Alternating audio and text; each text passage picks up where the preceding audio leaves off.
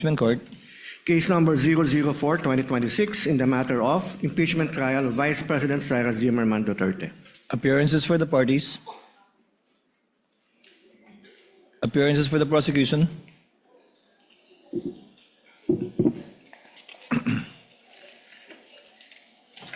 Good afternoon, Your Honors. Same appearance for the prosecution. We are ready, Your Honor. Appearances for the respondent. Good afternoon, Your Honor. Same appearance for the respondent accused. Thank you, Your Honor. Noted. Senator Judge Padilla, sir, what is your pleasure? Maraming salamat po sa ating tagapamahalang hukom at sa ating pong ginoong Pangulo. Nais ko lamang pong basahin ng napakaigsing manifestasyon po. The gentleman may proceed with his manifestation. Maraming salamat po. A'udhu billahi minash shaitanir rajim. Bismillahirrahmanirrahim. Alhamdulillah rabbil alamin. Aming mga kasama, ako po'y humihingi ng paumanhin sapagkat dito pong nakaraang linggo, lumabas po sa mga balita na may aligasyon na ako daw po ay hindi sumusunod sa batas. Ito po ay nakalulungkot para sa isang senador, sa isang senator judge, ang masabihan na hindi sumusunod sa batas. Samantalang nung tayo po ay merong mahal na saksi dito, pinaalala po natin sa kanya na harapin ang batas. Noong nakaraang linggo, ang atin pong kaibigan na ombudsman, ang sinabi po ng mahal na ombudsman na ako daw po ay hindi sumunod sa kanilang pasabi na mag-file ng aking counter affidavit. Nakakalungkot po ito sapagkat hindi po ito totoo. Inaamin ko po sa inyo kung ICC lang, hindi po talaga ako susunod. Hindi ako magpapasakop sa ICC. Pero dahil ginagalang ko po ang ombudsman, dahil siya po ay aking kaibigan na itinuturing, dahil nagkaroon na po kami ng napakahabang kwentuhan sa aking opisina nung siya po ay kalihim ng hustisya, nag-file po kami. Ito po, hawak ko po ang original. Dahil sa akin po, importante ang original. Ito po ang original, nakalagay po dito. Nag-file ako. Nakalulungkot po na pati ang media ay nakikisama sa ganitong klasing propaganda na ang isang senador ay hindi sumusunod sa batas. Isang senator judge. Ito po, maaari ko po kayong bigyan ng kopya, mga mahal kong kasama, para mapatunayan na hindi ko po kayo ilalagay sa kahihiyan. Ako po ay nag-submit ng aking counter affidavit. At ganun din po, humihiling din po ako sa aking mga kasama, lalong-lalo na po sa aking kaibigan, Ginoong Pangulo, na sa mga ganitong pagkakataon, hinihingi ko po na tulungan din po ninyo kami. Na maipaliwanag din po namin sa media na meron din po kaming mga pagkakataon na ipagtanggol din ang aming sarili at kami wag husgahang kagad na kami hindi sumusunod sa batas. Yun lamang po, Ginoong Pangulo at tagapangulong hukom. Maraming salamat. Senators Erwin Tulfo, Senator Judge Alan Cayetano, thereafter Senator Judge Tito Soto are recognized. What is your pleasure, Senator Judge Erwin Tulfo? Mr. Presiding Officer, Senate President, ladies and gentlemen, this impeachment court was established to try the Vice President of the Republic. Ang punto ko po rito, kasi napapansin ko po ilang araw na nagagamit po natin ang impeachment court, ang oras po ng impeachment court sa pagpapaliwanag. Naintindihan ko po ang posisyon ng aking kaibigan, si Senador Robin Padilla. Yung kanya pong frustrations Pero gusto ko lang po sana ipaalala sa ating presiding officer, sa ating pong Senate President, at matanong, ano po ba ang ating ginagamit na rules ngayon? Pwede po ba yung mga problema po labas sa impeachment court na ito o labas sa kaso ng Vice President ay dadalhin natin dito? Di po ba ang korte na ito na itatag para po sana kay Vice President at kay Vice President lamang? Mga ebidensya, mga testimonya, mga pahayag patungkol lamang po sana sa impeachment ng Vice President. Kasi dito pong mga nagdaang araw, Mr. Presiding Officer, Senate President, mga kasama, napansin ko po na nagagamit ang oras po ng impeachment court sa pagtatanggol po ng mga nakaraang araw ng sarili, ng ilan sa mga kasamahan natin, sa mga akusasyon. This is not the right forum and the right venue and not the right time to explain your situation. Kung gusto po ninyong mag-eksplika ng inyong mga saloobin, problema, maaari naman po ninyong gawin yan sa labas po ng oras ng impeachment court. Maaari pong sa press conference, nandyan naman po ang Senate media. Anytime po, nandoon sila sa Senate briefing room, press briefing room. Maaari din po sa Facebook o sa YouTube magpaliwanag. Huwag po nating gamitin ang oras ng impeachment court sa pagpapaliwanag o sa pagtatanggol ng ating mga sarili simula pa po noong nakaraang linggo. Because the time we waste here to defend ourselves, defend what we believe or what have you, is an injustice to the Vice President. Yung oras po na ito dapat ilaan natin sa pakikinig sa depensa ng Vice Presidente, sa mga akusasyon laban sa Vice Presidente, hindi po pagdidepensa sa mga sarili natin kung tayo inaakusahan ng kung anong mga ahensya, kung tayo po ay may mga kaso, may mga investigasyon. This is not the right forum, Mr. Presiding Officer, Mr. President, Senate President. This is not the right place. This court was established, was created, the impeachment court, for the Vice President and Vice President only. This should be her time. This should be her forum, not our forum here, na ilabas natin ang saloobin natin, mga sagot natin sa mga akusasyon, mga kaso laban sa atin. And this is not also the time, Mr. President, Mr. Presiding Officer, na hanapin yung mga kasama nating nawawala, nakakulong, dapat po doon sa Senado natin, sa sesyon natin, and not here in this court, Mr. Presiding Officer, Mr. Senate President. Kaya pakiusap ko lamang po sana, sa ating mahal na presiding officer and Senate President, let us follow the rules. May rules ho tayo. Kung hindi naman ho patungkol sa Vice President na sasabihin natin, hindi naman po patungkol sa depensa o prosekusyon ng Vice Presidente natin, then wag na ho natin payagan na magsalita pa po dito because nasasayang. Because every minute, every hour that we waste away from the defense or from the prosecution of the case of the Vice President, it is injustice. It is called injustice to the Vice President, to her family, yung anguish, yung kanyang sama ng loob, yung oras na nakabinbin ang kaso na ito. Let us do this impeachment trial as quickly as possible. If we have to clear the Vice President, then let's clear her. If we have to prosecute, then prosecute her with the evidence kung meron. Not waste our time kung ano-anong sinasabi natin dito to protect ourselves, to defend ourselves. This is not the right forum, Mr. Presiding Officer. Kindly wind up, Mr. Senator Senate Judge President. Erwin Tulfo. This is not the right forum for us to defend ourselves. Bring it somewhere else. Bring it to the press. Bring it to the social media, but not here. Thank you, Mr. President. The remarks of the gentleman are noted. Earlier, Senator Judge Allen asked to be recognized. Are you yielding in favor of Senator Judge Padilla? And thereafter, Senator Judge Soto, thereafter, Senator Judge Thank you, Padilla, Mr. before the Presiding chair Officer. makes a ruling on the matter. Yes, Senator Judge Alan Cayetano is recognized. Thank you. I'm You may happy. proceed, sir.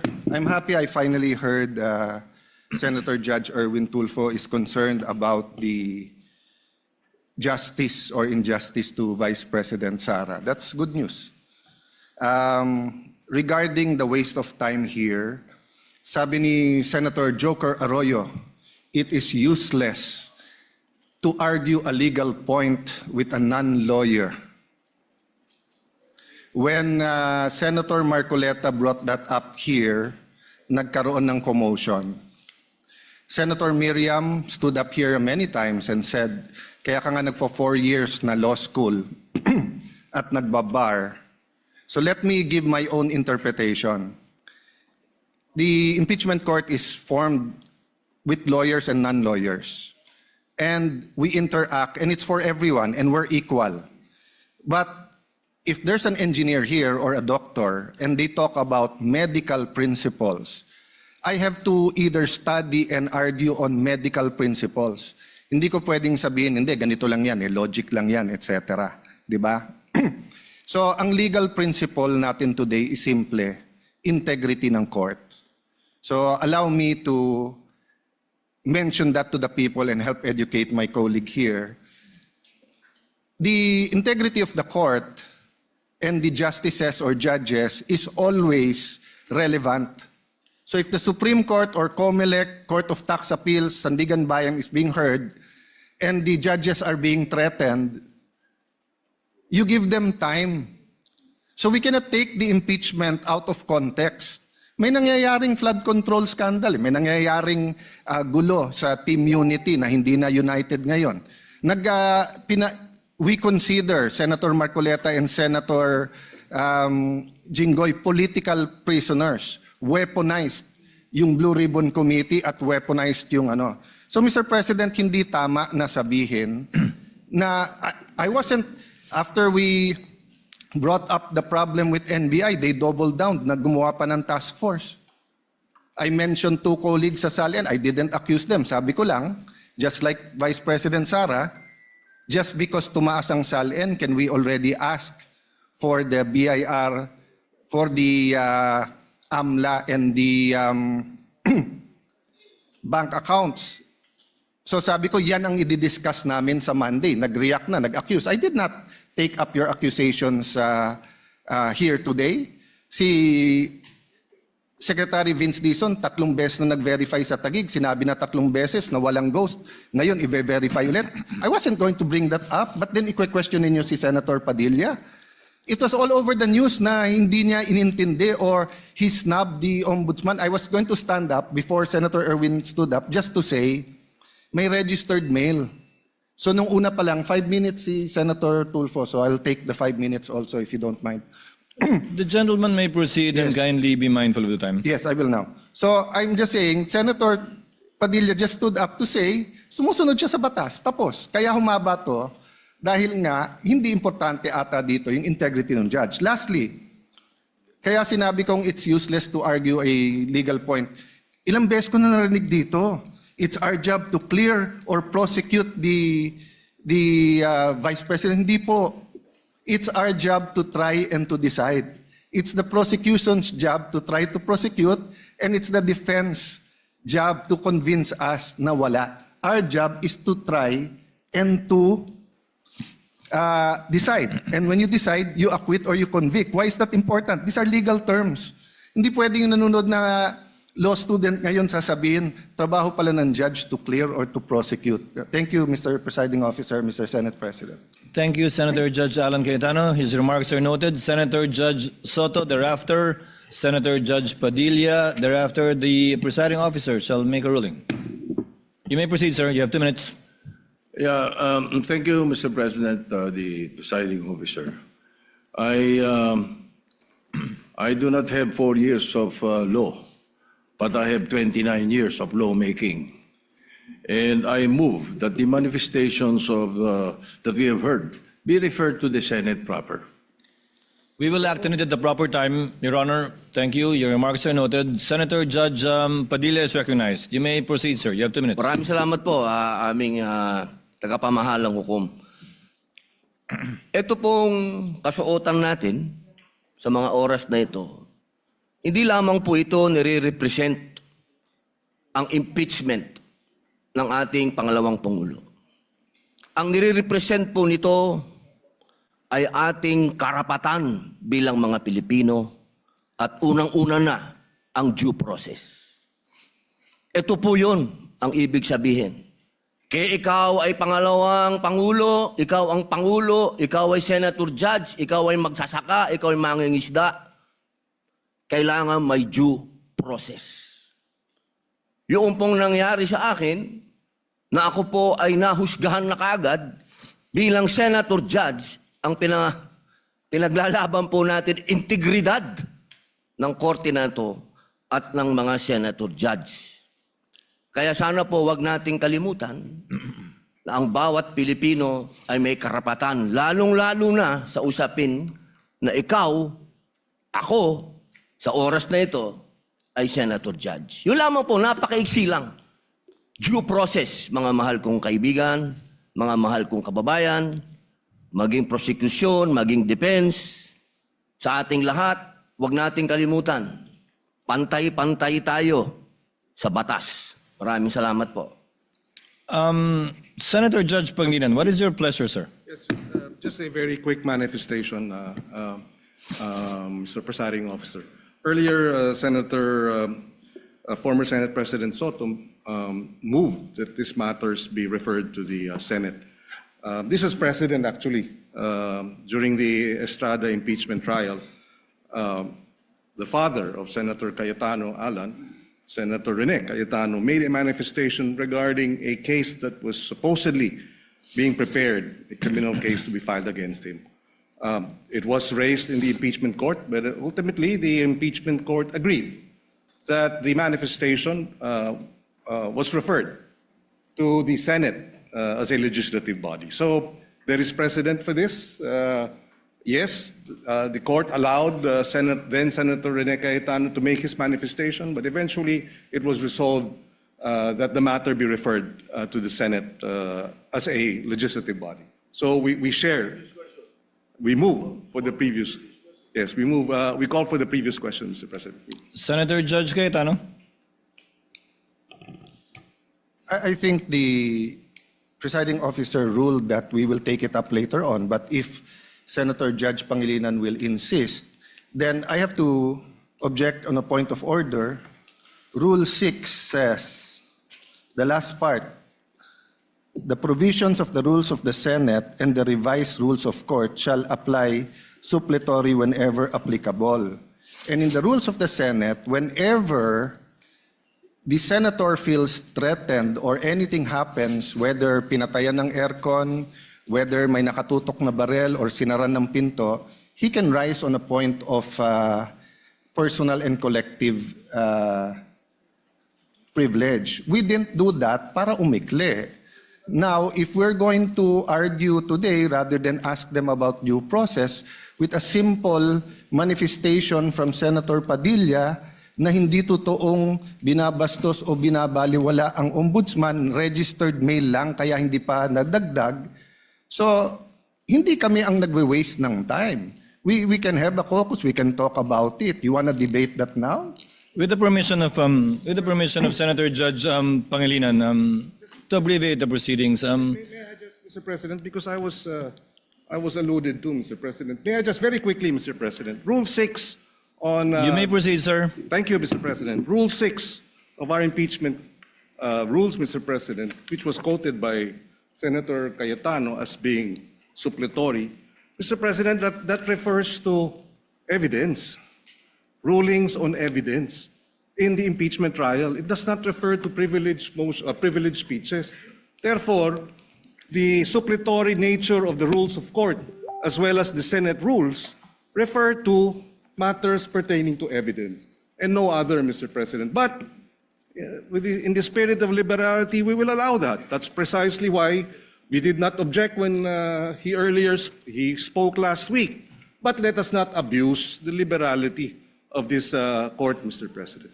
With the permission of Senator Judge Tulfo Erwin, the chair will make a ruling because I believe it is also his position not to prolong this matter in discussing collateral matters not pertaining to the articles of impeachment that we are hearing and trying before the impeachment court. The chair rules that the manifestation of Senator Judge Padilla shall remain in the records. We cite as a precedent to the precedent mentioned by Senator Judge Pangilinan, where the speech of former Senator, the late former Senator Rene Cayetano was not expunged from the record, but referred to the Senate impeachment, Senate rather, as a legislative body where it may be taken up.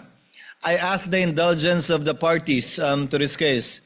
Wala po kasi kaming sesyon, ito lang po ang pagkakataong nakakapagsalita at nagkikita-kita kami habang recess kami. Pero umaasa ako, within hearing distance of my colleagues, na kapag nag-resume na po ang Senado sa susunod na linggo matapos ang sona ng Pangulo, may pagkakataon na po ang bawat miyembro ng Senado bilang senador, hindi bilang senator judge, na mailabas yung mga hinaing o anumang nais nilang sabihin kaugnay sa anumang nagaganap o nangyayaring hindi tama sa kanila o ginagawa laban sa kanila. And that I think is the proper forum for us to ventilate, discuss, look into, and if necessary, investigate the allegations and or accusations against senator judges in their capacity likewise as senators. So ordered. What is the pleasure of Senator Judge? I will just Cayetano? manifest, I correct myself, it was stamped, not registered mail. And since I agree with the ruling, I will not anymore argue the Thank you, other sir. rule that correlates with Rule 6. Thank you. Thank you, sir. Noted that it was stamped. The Senate President, thereafter, Senator Judge Erwin Tulfo. Thank you, Mr. Presiding Officer. Hopefully we can move on after the manifestations of the gentlemen. Let me appreciate and thank the ruling of the Presiding Officer to refer the manifestations as well as the comments of our colleagues to the Senate acting as a legislative body. 8 days na lang po ay magko-convene na ang Senate at doon rin ho natin pag-uusapan itong mga mahalagang bagay na pag-usapan ho natin ngayon. At kanina po ay narinig ko po yung komento ng ating kasamaan si Senator Robin Padilla. At ito po yung mga bagay na dapat rin po nating talakayin pag nagbukas na po ang Senado in 1 week's time. So with the indulgence of our colleagues, importante ho yung oras ng trial sa mga darating na panahon. Nasabi ko nga nung mga ilang araw na mahaba pa yung ating dadaanan. Ito ay 7th day pa lang out of the 102 days na dadaanan ho natin. Kaya bawat oras, bawat segundo ay napakalaga. At nagpapasalamat po ako sa ating mga kasamahan dahil po sa kanilang masusing pag-participate ho dito sa ating impeachment. Pero dadating rin po tayo doon sa pagtatalakay nitong mahalagang issue pagbukas po ng Senado. Maraming salamat, Mr. Presiding Officer. Senator Judge Erwin Tulfo, briefly, sir, so that we can proceed to the matter on hand. Very quickly, Mr. Presiding Officer, can we start now, sir? I was about to, sir. Thank you, sir. We wasted 26 minutes for nothing. Thank you po. Proceeding now to the matter on hand. The presiding officer already made the ruling, referring it to the Senate as a legislative body, Senator Judge Soto. Without expunging it from the records, let it remain there. We will now proceed on the matter at hand. We now resume consideration of the prosecution's requests for the issuance of subpoenas duces tecum number 1 for the banks and the Anti-Money Laundering Council on one hand, and to the Bureau of Internal Revenue on the other. And as previously agreed and discussed not only in caucus but also directly by the presiding officer with some members, Chair will now recognize, as I understand, Senator Judge. Ikaw ba una? Senator Judge Alan or Senator Judge Villanueva or Senator Judge Pia? Who would want? No one's raising their hand. That's why I don't know who. Senator Judge Villanueva is recognized. You may proceed, sir. Thereafter, Senator Judge Pia Cayetano. Thereafter, Senator Judge Alan Cayetano. You may proceed, sir. Thank you, Mr. President. Thank you, Mr. Presiding Officer. As much as I am more than willing to give way to our dear colleagues. But Mr. President, before I make I inquire and pose some questions to the prosecution and the defense, may I also raise something, Mr. Presiding Officer? Gusto ko lang pong malinawan tungkol po dun sa procedural aspect, Ginoong Pangulo, dun sa motion na ito. Kasi sa regular courts, hindi naman po unusual na ang isa pong motion ay i-grant in part at i-deny in part. Depende po sa legal and factual basis ng bawat relief na hinihingi po, Ginoong Pangulo. So, pwede ko po bang malinawan lang, Mr. Presiding Officer, tama po bang sabihin ganun din yung kapangyarihan ng ating impeachment court? Maaari po ba na suriin ang bawat hinihinging sabina ng magkahiwalay at magpasya po batay sa legal at factual basis ng bawat isa sa halip po na tratuhin ang buong motion bilang isang all or nothing proposition? Tatratuhin ng hukumang ito bilang nag-iisang motion ang tag-isang motion na inihain ng prosecution. They only filed 2 motions, Senator Judge Villanueva, and the court will act on these 2 motions separately, regardless of the number of issues or sub-issues underneath each motion. The reason is simple. Because the court should be a passive body. By amending the motion into several parts and voting on it separately, we are essentially acting as if we were one of the parties. In voting for or against the grant of the motion, we should take into consideration all of the factors that may be raised for or against it. And it may be cited by the Senator Judge in explaining his vote or voting for or against it. Pangalawa po, bilang mga hukom, hindi tayo pwedeng masyadong aktibong makilahok sa paraan ng mga motion which is essentially a relief being asked for by a party sa pamamagitan ng paghahati ng mga motion na yan para pagbotohan ng hiwa-hiwalay. And there is precedent insofar as this position taken by the presiding officer is concerned. In the impeachment of the former Chief Justice, late former Chief Justice Corona, where then Senate President, presiding officer Enrile ruled that the ruling of the chair on motions are indivisible and may only be appealed in toto and not in part. Thank you, Mr. Presiding Officer. And it's clear to me now, despite the fact, Mr.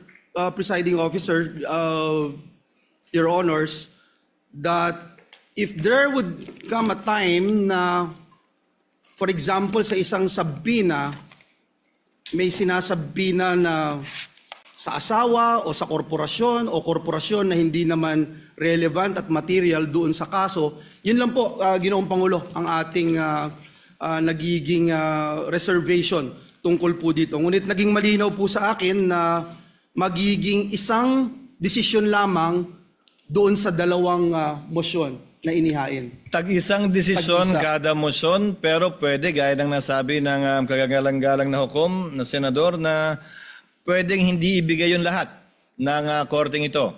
Pwedeng iba lamang, parte lamang, at hindi eksakto ng hiningi niya. Pero yun ang pagpapasyan na bilang isang nag-iisang motion. Marami pong salamat. Naging mas malinaw po sa kinatawan na ito ang ruling ng ating presiding officer. May I start raising some questions, Mr. President, Mr. Presiding Officer, to the two parties, Mr. Presiding Officer, just for the guidance of the court, and I think it's important that we distinguish between 2 separate procedural questions. Una, kung dapat po bang i-produce ang hinihinging records, at pangalawa, kung ang mga records na iyon ay magiging admissible at kung anong evidentiary weight ang dapat ibigay sa kanila. So let me start by asking our lead prosecutor, Congressman to our dear congressman, would it be correct, sir, to say that the issuance of a subpoena merely compels the production of records and does not by itself amount to a ruling that those records are admissible, relevant, or entitled to evidentiary weight, Your Honor? Before the member of the panel for prosecutors answers, he's not the lead prosecutor. The sorry. question is addressed to the Honorable Representative Chel Jokno, who is a member of who is part of the panel of prosecutors who will be answering your questions. And for the record too, on the part of the respondent, I think it's Attorney Poa who will be answering. That's correct. Thank Your you. So that we don't need to identify each one each time anymore for the record. Thank you. The Honorable Jokno may respond to the question of Senator Judge Villanueva. You may proceed, sir, when you're ready. Thank you, Your Honor. Good afternoon to all the members of this honorable court. Naisagot na po ata yan ni dating presiding Judge Juan Ponce Enrile dun po sa Corona impeachment case. And if I may quote just a brief portion from what he said, I would like to explain that the resolution of this court was simply to authorize the issuance of a subpoena.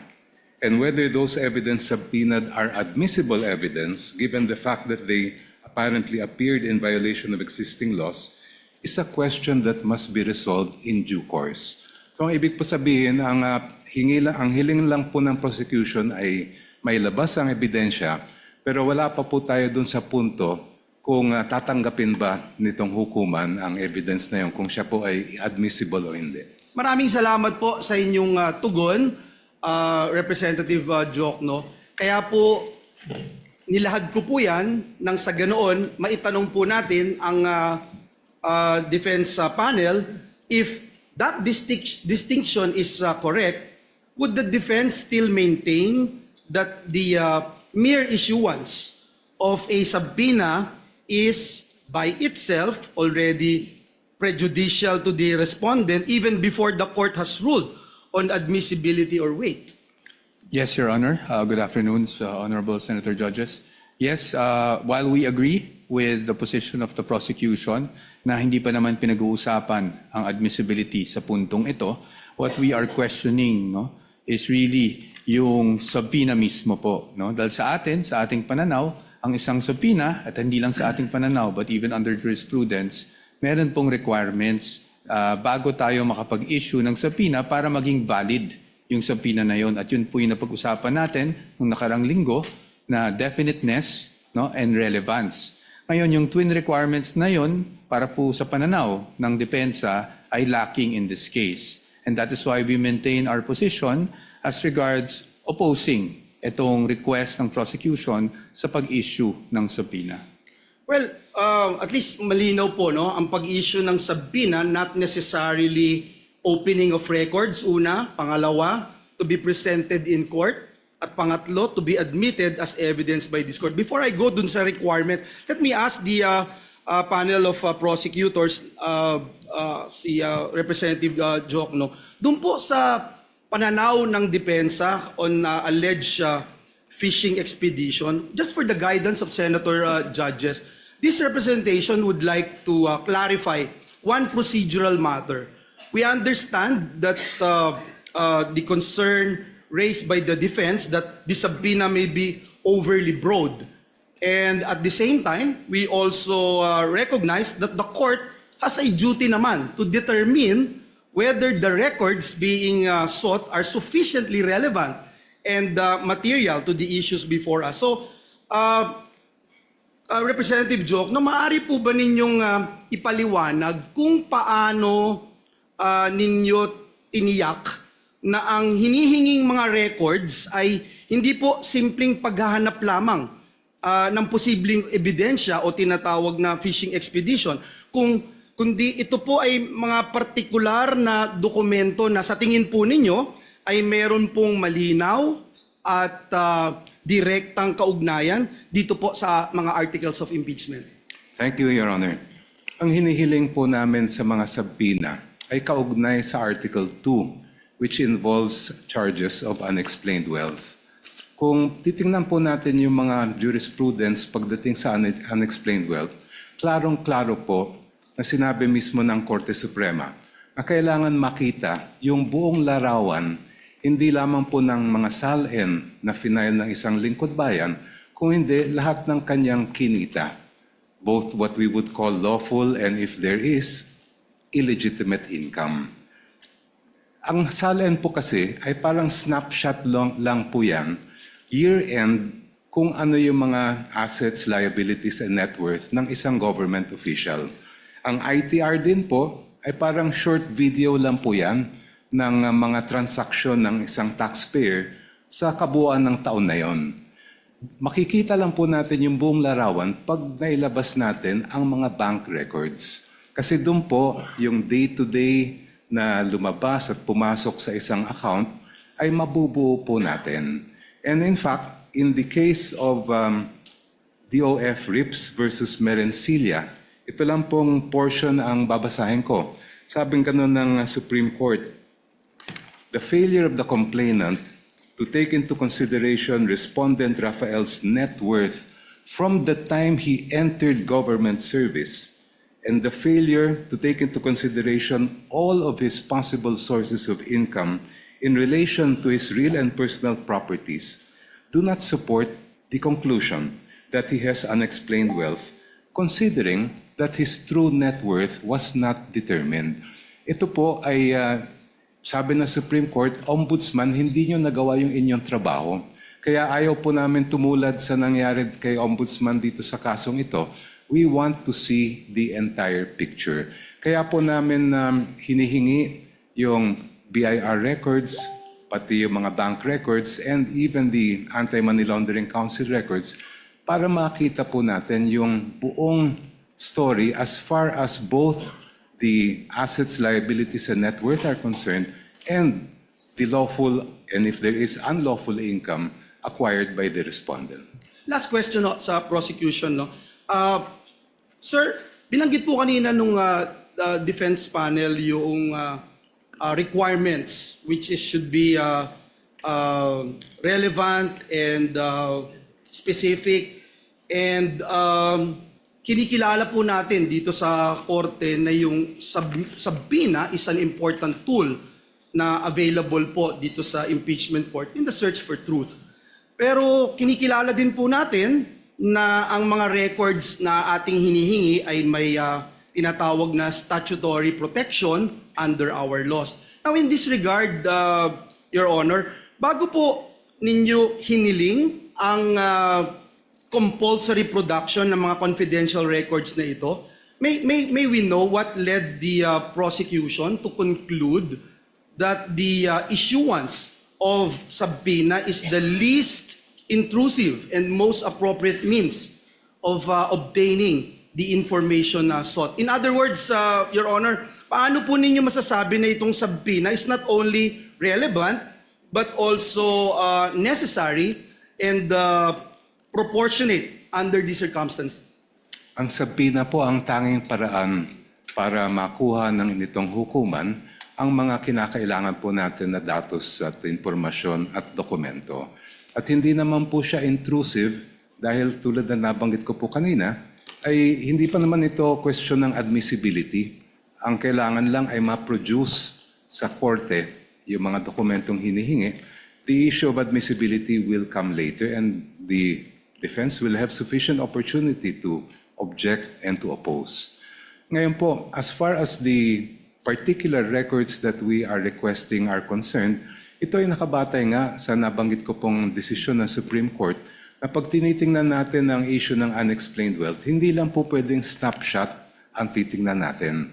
Kailangan mula sa unang araw ng paglingkod ng isang lingkod bayan, yung kanyang final na salin, lahat ng mga kinita niya, ay makita natin. And that will be shown both by the bank records that we are requesting to be produced, as well as the BIR and tax records that we are requesting. Thank you. Thank you very much. Sa depensa po, binanggit niyo ho kanina yung relevance and if I recall it right last week, the good gentleman, Attorney Powa, made mention about the questions on confidentiality, sir, no? And this representation would like to better understand the legal basis of the defense position on confidentiality. We recognize that the law places a premium on protecting confidential information. At the same time, we are also dealing with a request made in the course of a constitutional proceeding before this impeachment court. At bilang mga senator judges, it's our constitutional duty to try and decide on impeachment cases. Mr. Defense Counsel, yung Section 8-A of the Anti-Money Laundering Act, binanggit niyo po ito last time, which prohibits the disclosure of confidential information.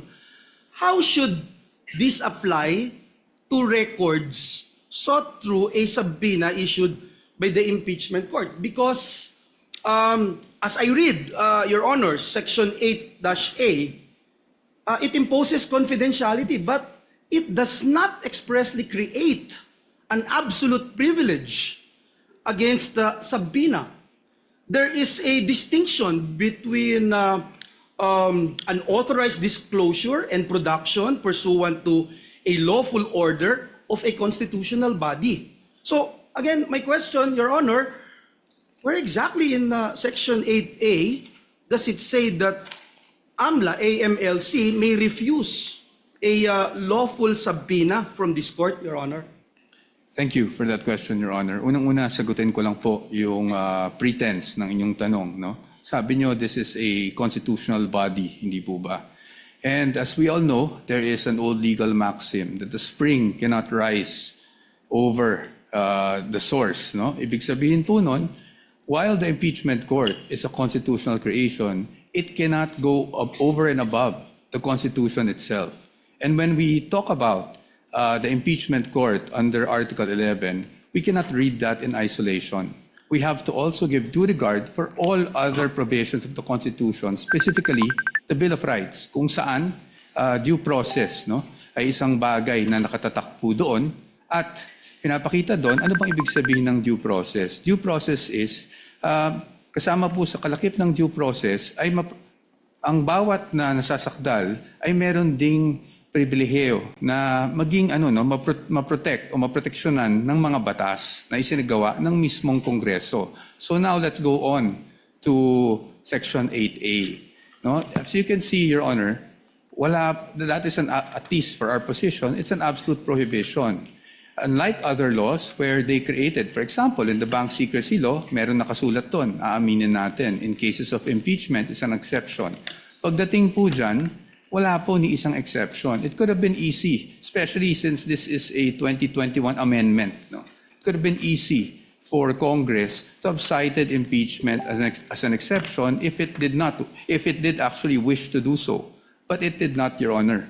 And it is our position that if we were to compel and issue a subpoena against these AMLAC records, we're actually compelling the officials to violate this very section of the law.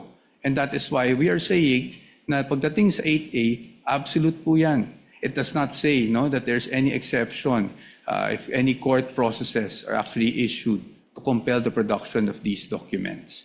Precisely because ang nasa loob po kasi ng mga records ng AMLAC are intelligence. And that's why it's confidential. And once AMLAC determines that they find out that certain transactions are subject to money laundering or should be actually filed in court, the end result is the complaint itself and not the raw data. And that is why, Your Honors, as to the raw data or the information that they receive, yan po ay strictly confidential under 8A. Thank you for that. Again, I would like to put on record that I was trying to look at that particular section 8A, and I don't see anything that says this court would not have any prerogative as to whether or not we can subpoena bank records. But let me move forward. Perhaps this could be my last question, Your Honor, Mr. Presiding Officer. The Constitution recognizes two equally important principles: confidentiality on one hand and the freedom of information, which promotes transparency and public accountability on the other.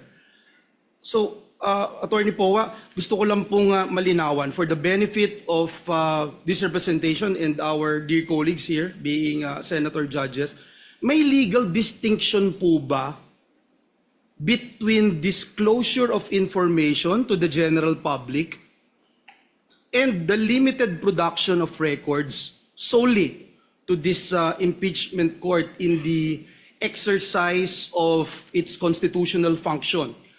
Because we understand that the principle of freedom of information is rooted in transparency and public accountability, especially po when the conduct of a public officer is under constitutional scrutiny.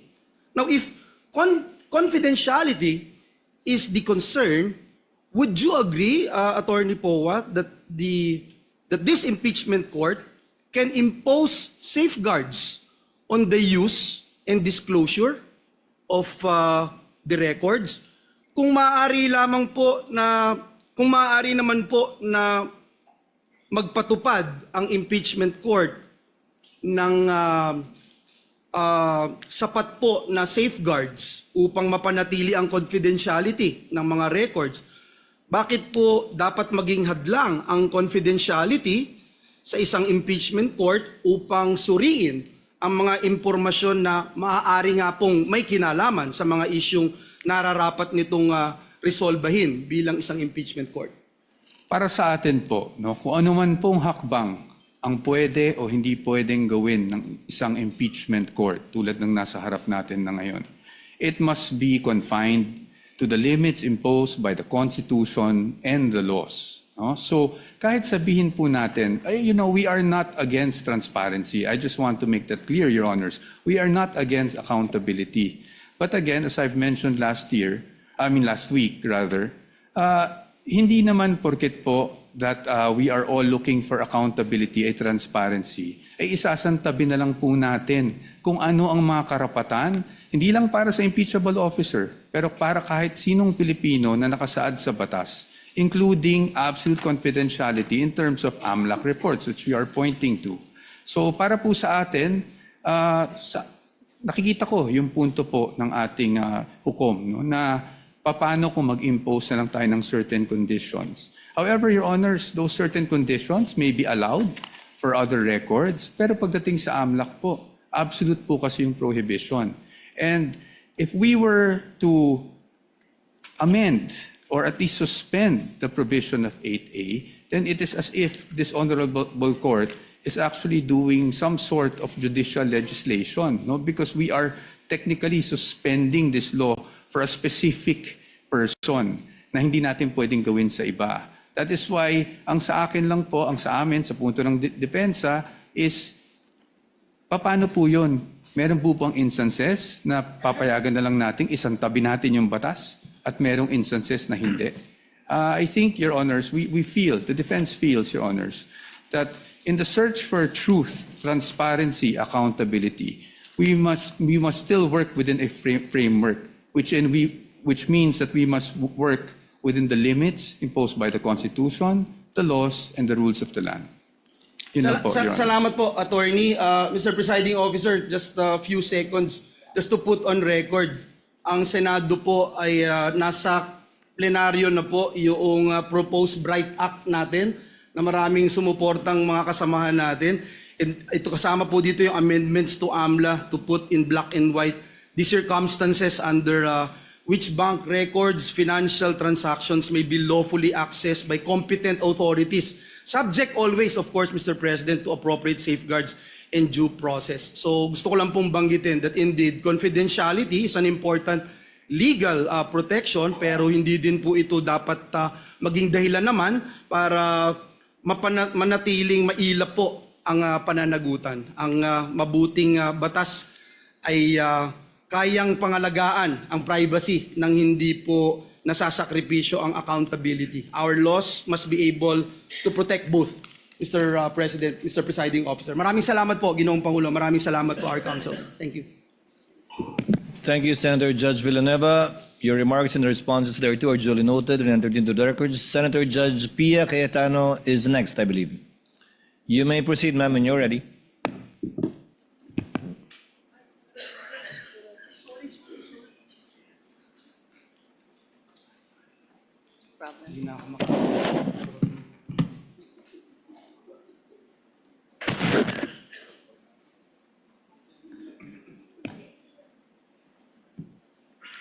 I'm ready to proceed, Mr. Presiding Officer. I'd like to start this discussion with a question that hopefully will allow our kababayans who are watching, listening, to understand the situation. Of course, I pose it also to the parties. If the government had in mind that there's a business, and of course, a particular businessman or businesswoman who is violating a lot of laws pertaining to the operation of their business, be it customs law, BIR, regulations, can they just proceed and pwede ba silang basta na lang mag-request ng dokumento o mag-file ng kaso na requiring the businessman and the corporation to produce those documents? Pwede ba? So yun ang pag-isipan natin, no? Kasi yun ang tanong eh. Similarly, ginagawan ko lang ng ibang analogy para maintindihan ng mga kababayan natin. So this is the essence, dear colleagues, parties, of the principle of due process. This is ingrained in our Constitution. Totoo po na may karapatan ang gobyerno at obligasyon ng gobyernong patakbuhin ng maayos ang gobyerno, but it is always with due respect to the rights of every individual Filipino. That is the right to life, liberty, and property. So bago mo sagasaan yung right to life, liberty, and property, siguraduhin mo lang na may basehan ka. Yun lang naman ang sabi. So of course, ako, gusto ko talaga na maayos ang patakbo ng gobyerno para if somebody's life is also in danger, then government has to step up and prevent somebody's liberty. Kasi nga, sinasagasaan niya yung life and liberty ng ibang tao. So it's a balance, no? I think we can all agree it's a balance. So I want to go straight into a landmark case and I will ask both parties for their legal opinions on it kasi it is a legal proceeding. Pero gawin nyo lang simple para hindi masyado complicated para sa mga nakikinig sa atin. So in the landmark case of Stonehill versus Diokno, 1967 pa po to, karamihan ng mga lawyers hindi pa pinapanganak. The importance of due process was highlighted and the Supreme Court discussed 2 points. General warrants are void. Sabi ng Supreme Court, a warrant must be issued on probable cause for one specific offense and must particularly describe the thing being seized. So kailangan particular ang description dun sa warrant.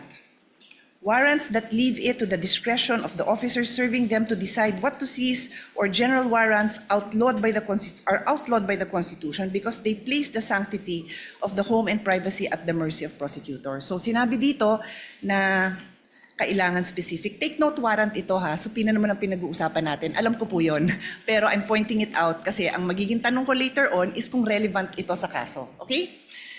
The other principle that was established in Stonehill versus Diokno was the exclusionary rule.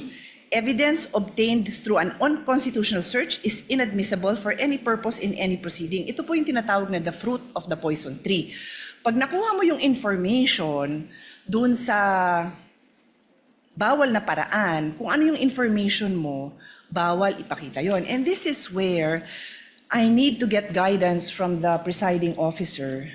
If I'm allowed, I don't have to name names, to share the discussion that we had in caucus para lang mabanggit ko na ito yung mga provisions of law na napag-usapan. Am I allowed to do that? Would you like me to approach you? Please let me know because I will abide. Basically, because ang nangyari is we had our own discussion and I want to mention the provisions of law that we discussed. I don't have to mention names. The lady may proceed. Okay, thank you. So, tungkol dito sa exclusionary rule, ulitin ko, fruits of the poison tree, Dun nga sa aming very open discussion, and I thank many of our colleagues who were I think we engaged in a fruitful discussion for some, not for all. I think yung iba talagang gustong makipag-debate at di-debate kasi gusto ko rin matuto, no? I think all of you will attest na I also wanted to learn from all of you kung anong perceptions nyo sa batas, kung ano din yung sinasabi ng mga abogado nyo. So dun sa Fruits of the Poison Tree, sabi ko, kung yung pinanggalingan ng mga dokumento bawal na kunin ng basta-basta, then paano mo gagamitin? And meron kasing observation na lumabas na kasi yung documents na yon sa House. So nakita na ng publiko sa House. So sabi ko, pero if I will look at, and this is where I will pose the question to all of you, no? Medyo layered so pasensya na sa medyo complicated. Yung isang concern ng defense na nabasa ko is that hindi nag-allege ng ultimate facts. Hindi klaro kung ano yung naging kasalanan at hindi na-identify ng maayos itong facts na to that lead to a conclusion of law. So wala daw yun. Later on, I will ask both parties again to also clarify that. But the point is, kung walang basihan yung paglabas ng ebidensya na yon, it is the fruit of the poison tree, then you cannot use it. So yun yung importante dito kasi I'm sure nakita nyo no sa korte kahit sabihin nyo pong sa mga legal drama na na-throw out, the case is thrown out because na-violate ang due process. So that's the discussion I want to have. I want to hear both ha.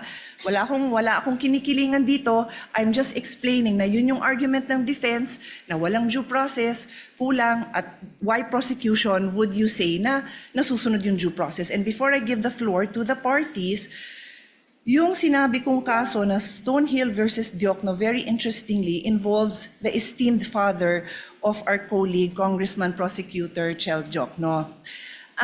In the case of Stonehill versus Diokno, the father of Congressman Diokno was the Secretary of Justice. And in this case, the government, through the Secretary and other prosecutors, suspected that Harry Stonehill and his associates and several corporations that they controlled were violating central bank laws, tariff and customs laws, Internal Revenue Code, and the Revised Penal Code. So nag-request sila ng issuance of search warrant. At ang gusto nilang tingnan is books of accounts, financial records, vouchers, receipts, ledgers, etc., and other documents showing all the business transactions. Stonehill and the other petitioners filed a petition before the Supreme Court arguing that the search warrants were general warrants because they did not particularly describe the things to be seized. So, general pa pala yun. Books of accounts, financial records, receipts. General pa pala yun. And the Supreme Court ruled that indeed, general warrants are void. Warrants must be based on probable cause. Nasabi ko na yun, ano? And then the case also adopted the exclusionary rule, holding that evidence seized under an unconstitutional warrant is inadmissible. So, I now pose my questions. Applicable po ba ang kaso na ito, Hill versus Diokno, as far as the prosecution is concerned, and then also for the defense, applicable? Take note, I've read most of the pleadings, well, all of the pleadings, mahahaba sila. I kinda know your answer, but sa dami, I like to hear it again, and I think, of course, karamihan ng kababayan natin did not read it. So explain natin sa kanila, because this is a landmark case. Kung ikaw ay law student na magbabar, ito yung mga kasong titingnan mo. So malay mo, matanong yan sa bar. So nakatulong man lang tayo dun sa mga bar students na maliwanagan sila. Baka mamaya trick question to. Is it applicable or not? That is my question. I will sit down and then I will come back for my next. Thank you. Thank you, Your Honor. If I may be recognized. The member of the panel of prosecutors may proceed to give his answer. Thereafter, the counsel for respondent may do so as well. Iba po ang konteksto ng search warrant na naging main issue sa Stonehill versus Diokno. Sa konteksto po natin na sa PINA ang pinag-uusapan. Ang search warrant po, ang governing law po dyan ay nasa Bill of Rights natin, Article 3, Section 3. At kaya siya nandun, dahil very invasive po ang search warrant. Pag ang isang judge ay nag-issue ng search warrant, pwedeng pasukin yung opisina o yung bahay ng person involved, pwedeng halongkatin yung lahat ng mga gamit niya doon sa kanyang opisina o sa kanyang bahay. Kaya po naglagay ng maraming limitasyon ang ating konstitusyon dahil marami ng pang-aabuso, marami ng mga halimbawa ng pang-aabuso na nangyari kahit noon pa. Iba po ang pinag-uusapan natin ngayon. Ang pinag-uusapan natin ngayon ay subpoena. Hindi po ito license to enter an office or to search any place. Ito po ay mismong humihiling lang ng mga dokumentong nakasulat sa loob ng subpoena. Therefore, the contexts are very different. When we speak of a search warrant, I do agree there should be very specific limitations on how that warrant can be enforced. Pagdating naman po sa subpoena, meron din po yan, but that is not governed by the Constitution. It's governed by Rule 21 of the Rules of Civil Procedure, which basically provide that for a subpoena to be valid, it must be relevant and it must be definite. Ibig po sa relevance ay may kinalaman na may kaugnayan yan sa mga kailangan patunayan ng mga facts. At pagdating naman sa definiteness ay klaro kung anong mga iba't ibang dokumento ang hinihingi. In our case, we respectfully submit, Your Honors, that we have met both the standards of relevance and materiality. The BIR records, the bank records, and the records of the Anti-Money Laundering Council are relevant to the facts in issue pertaining to the charges of unexplained wealth. Hindi po natin malalaman kung talagang merong unexplained wealth ang Vice President kung hindi natin mabubuksan yung kanyang mga bank records, kung hindi rin natin makikita at mailalatag ang anti-money laundering at PIR records po nila. And insofar as definiteness is concerned, we have specified the particular documents that we are requesting, and we have included as well an explanation of why those are important. Kaya sa aming pananaw po ay we have satisfied the requirements for a subpoena do Sesteco. Thank you.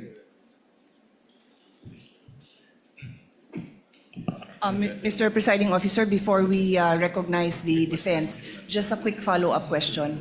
Hindi ko may lapit eh. Bigyan ko ng time na bulungan muna siya ng kasama. I'm sorry. Okay na kayo? No, it's okay.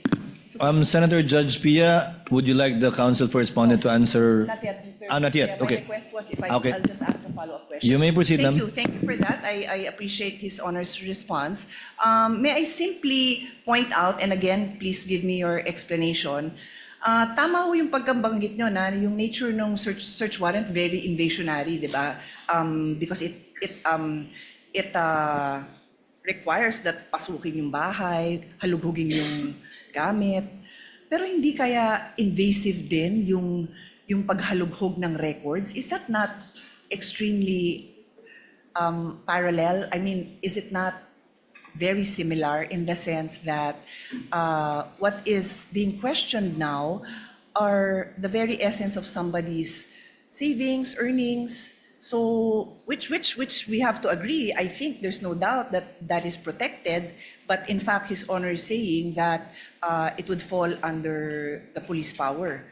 So, imbis na papasukin mo sa bahay na nandun yung mga dokumento, you will do the same by asking these agencies, whether it is the BIR, the banks, or AMLA, to now reveal these documents. So that's my question. Is it in the prosecution's, is it the point of view of the prosecution na iba yun? Hindi ba invasive yun? Kayo gumamit ng word na invasionary, no? But I'll use invasive, I think. Yeah. Anyway, please answer, and then we'll give the floor to the defense, Mr. Presiding Officer.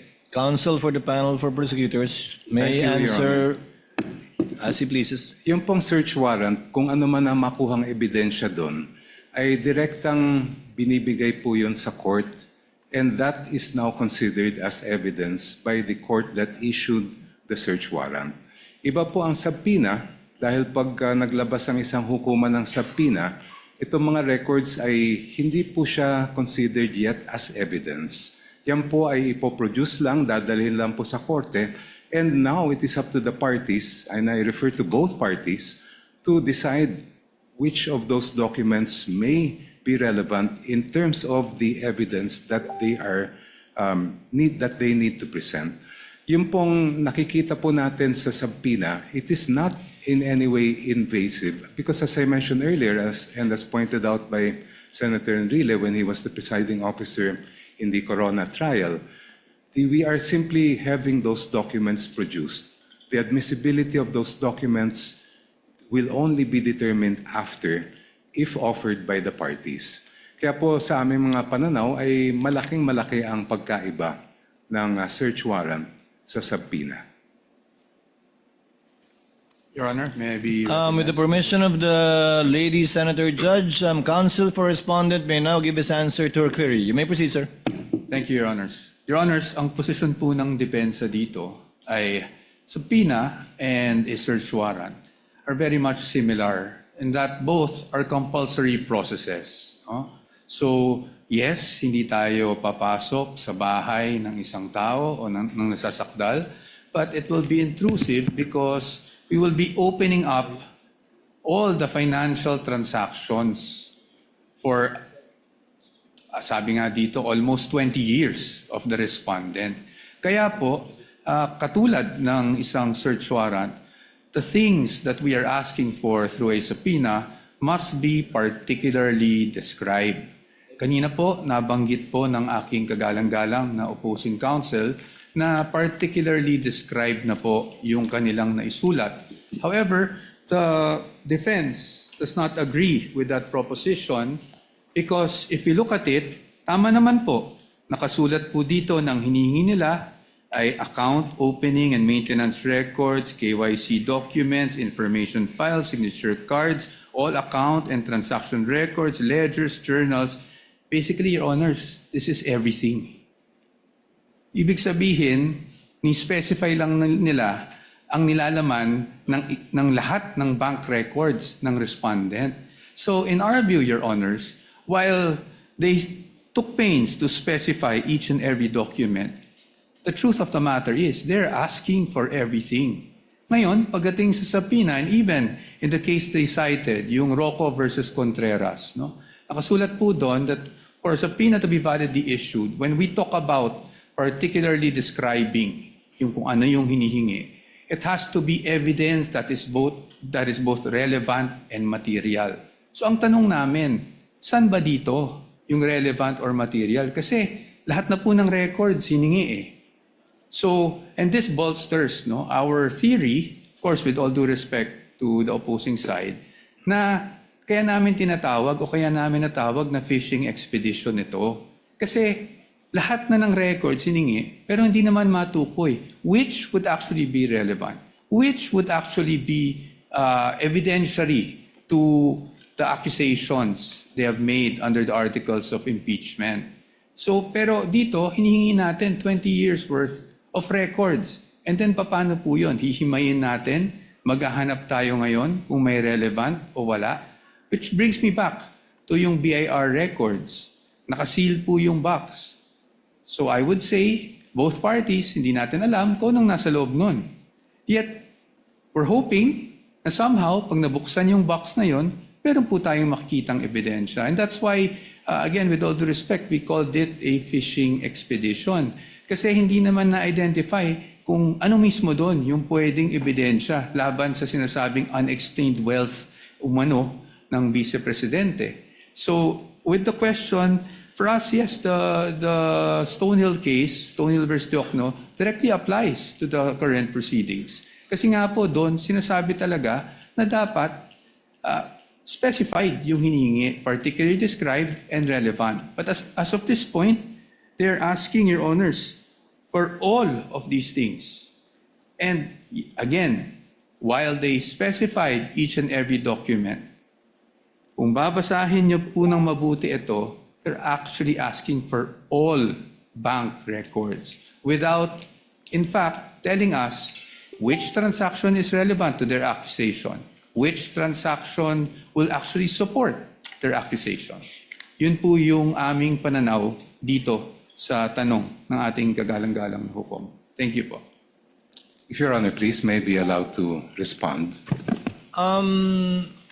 Hold on, counsel for the panel of prosecutors. Senator Judge Pia is the one asking the questions. Unless it's not a debate between the two counsels. You're merely responding to answers from questions by senator judges. I actually prefer not, pero alam mo na, baka sabihin naman na may bias tayo pag di ko naman pinayagan. Di payagan. no, I defer to Senator Judge Pia, you asked the question, they answered. It is not for the opposing counsel to answer points raised. They had that chance when they did their oral arguments, rebuttal and surrebuttal. You may proceed with your question, Senator Pia. Sige, my question is, what is your question? Or what is your comment? Go ahead. Right. But keep it brief. Keep it brief. Thank you so much, Your Honor. I just wanted to point out that this is the first time actually an impeachment court is faced with the challenge of determining whether the charges of unexplained wealth are valid or not. And yung previous Corona case, hindi po pinayagan ng impeachment court yung Article 2.4 ng Article 2. At kung ang magiging batayan po natin ay yung naging mga desisyon ng ating Korte Suprema, sinabi mismo ng Supreme Court in several cases na pag ang usapin ay unexplained wealth, kailangan makita yung kabuuan ng kinita ng isang lingkod bayan at yung mga dineclare niya sa salian. Just to quote just a very short portion, sabi ng Supreme Court from the same case I cited earlier, the Ombudsman's failure to account for all lawful sources of income, including proceeds from business ventures and government benefits, further weakens the allegation that Rafael's wealth was unexplained. The incomplete assessment disregarded his accumulated assets over decades of public service, making it impossible to determine whether his property acquisitions exceed his legitimate financial capacity, end quote. Hindi lang naman po dito sa harapan nitong hukom na ginagawa yung pagtingin sa kabuuan ng isang lingkod bayan. The Supreme Court has done it in this case where they looked at decades of the financial records of the person charged with unexplained wealth, and it has also happened in the cases of Rabusa and Ligot, which were decided recently by the Honorable Court. Thank you. Your Honor, may I at least be given just 1 minute to respond to that, Your Honors? But of course, I will submit to the Senator pleasure of Judge Your course, Pia I will, yield. guess, Of course, I give you yield. the same opportunity, I'm assuming. Yes, Your Honors. Again, hindi ko po tinutuligsa o ino-oppose yung mga na-mention na case ng aking distinguished opposing counsel. However, those cases do not involve impeachment. And why is that relevant? Because in impeachment, as we have said, merong allegation ng unexplained wealth pero wala naman pong nakasuporta na mga documents para makita natin ano ba yung basis na naging aligasyon. Pangalawa po, again in impeachment, according to the case of Duterte versus House of Representatives, meron po tayong tinitingnan kung ano ba talaga ang impeachable offense. At yun po ay again, offenses or acts or omissions committed while the public officer is occupying the impeachable office and in relation to such office. That enough, Your Honors, is very clear under the decision. That is all, Your Honors.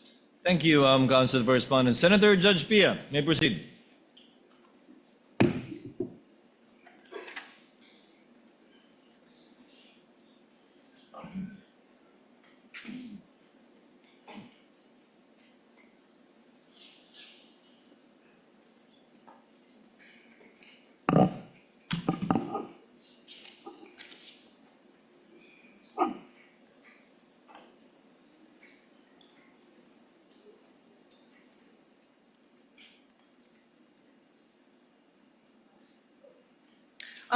Mr. President, Mr. Presiding Officer, I'll go to my next point, but it will kind of overlap with this point as well, so bear with me.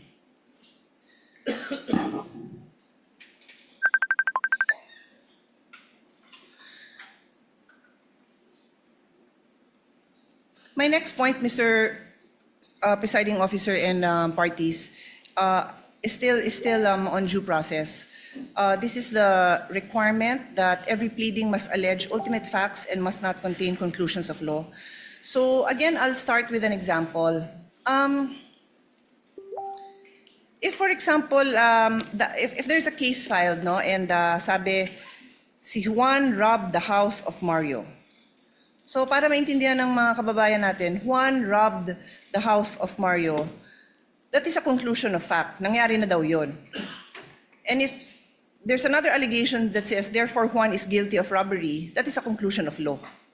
So, again, I try my best not to be technical. It's in my, I would have wanted to be a teacher if not a lawyer, so I do like to be able to explain things well. So, ang hinahanap dito is, bakit mo, gusto mong patunayan yung facts mo? Yun yung kailangan sa ultimate facts. Kailangan mo patunayan, bakit mo sinasabing Juan robbed the house of Mario? Di sasabihin mo, ang ultimate fact dyan example is si Juan ay nakita dun sa vicinity ng bahay ni Mario. Tapos ito si Mario, narinig na nagsisigaw na ninanakawan kami, whatever. Tapos yun, meron siyang testimonya na ano yung nawala sa kanila. Tapos may nakakita na kamukha ni Juan yung nandun. Tapos namukhaan nila, na-describe nila na 5 feet 10, medyo mapayat, ganon. So yun yung mga ultimate facts na later on sa evidence, patutunayan. That's just very general, no? And then later on, para nga mapatunayan yung robbery, i-allege ngayon yung elements of the crime that constitute robbery. So, nung di pa ako abogado, di ko naman alam ang difference ng robbery and theft. Yung robbery kasi qualified yan eh. So, pumasok siya sa bahay using violence. That's what makes it robbery. So, kailangan i-allege yun.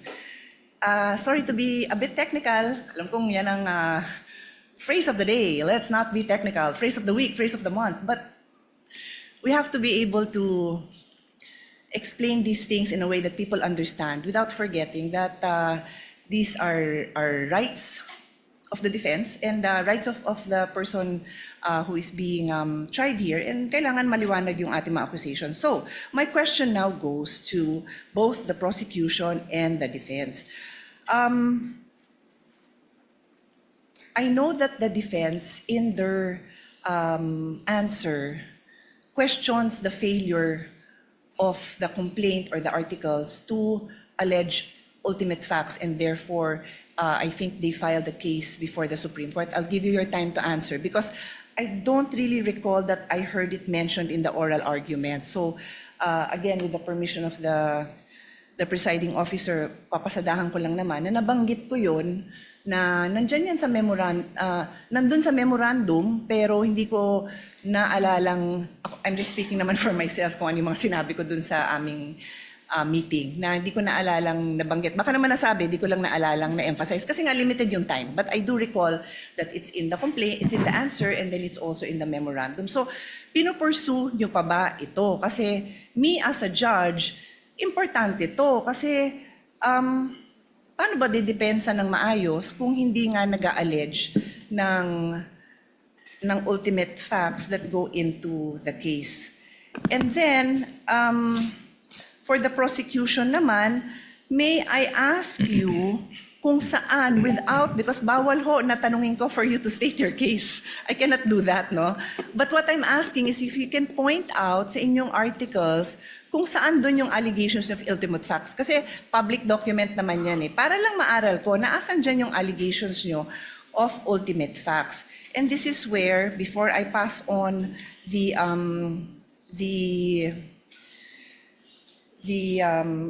floor to the parties to answer, I want to go into the principle of fishing expedition. Nagkataon na I came across the trial that we had for former Chief Justice Corona, and lumabas yung issue na yon. Nasabi ko, eksakto ito yung pinag-aaralan natin for today. Yung fishing expedition, and no less than the defense had to explain it in Filipino kasi sabi, baka hindi alam yung ibig sabihin ng fishing expedition, pangingisda ba daw yun? Parang hindi naman daw yun yung translation, no? Pero ito yung naghahagilap ka ng ebidensya kasi wala kang ebidensya. So I'll go back to a case and sama nyo to sa response nyo. Doon po sa kasong Afluencia versus Metrobank in 2014, humingi dito ang petitioner ng motion for issuance of subpoena ducis tecum ad testificandum at sinabing padala daw ng documents relative to their loan to Metrobank. as well as those covering extrajudicial foreclosure. Sabi ng Supreme Court, this is tantamount to building their whole case from the evidence of their opponent. Bawal daw yun. Hindi daw pwede na yung kaso mo, nakabase lang dun sa, sasabihin mo dun sa kabila, labas mo nga lahat ng meron ka dyan. No, your case has to be built. Yung evidence mo has to be there. So I will also ask both parties, is that jurisprudence relevant to this case for the prosecution and then also for the defense? And then let us also include a discussion on why this is or is not a fishing expedition. Yun nga, napaka-importante po kasi ito dahil it is ingrained in a complaint na yung allegations mo ng ultimate facts, mapoprove mo ngayon yon with the evidence. Hindi pwede na wala kang ebidensya, hihingin mo lang ng hihingin by way of subpoena. Clear po yun sa batas. Kaya nga gusto kong ipaliwanag nyo sa akin, educate me why this applies, why this is not a fishing expedition, why the case I cited does not apply, because I assume that's the position of the prosecution. And then for the defense, ano naman po yung position nyo? Salamat. The counsel for respondent will give his answer first with respect to the question of Senator Judge Pia on ultimate facts as well as on fishing expedition. Thereafter, counsel for the panel of prosecutors. You may proceed, sir, when you're ready. Thank you, Your Honor. Pagdating po doon sa sinasabi namin na lack of ultimate facts, no? Ito po yung nagsimula pa lang doon sa Committee on Justice when the impeachment complaints were filed. Because the allegation, and I'll stick just with this, I believe, Article 2. Pagdating po kasi doon, there was an allegation of unexplained wealth. Pero wala pong nakasulat kung saan nila nakuha, ano yung basehan ng unexplained wealth na yon. Ano yung act na ginawa ng Vice Presidente, kailan yon ginawa. At so sa amin, para masabi nilang nagkaroon ng unexplained wealth.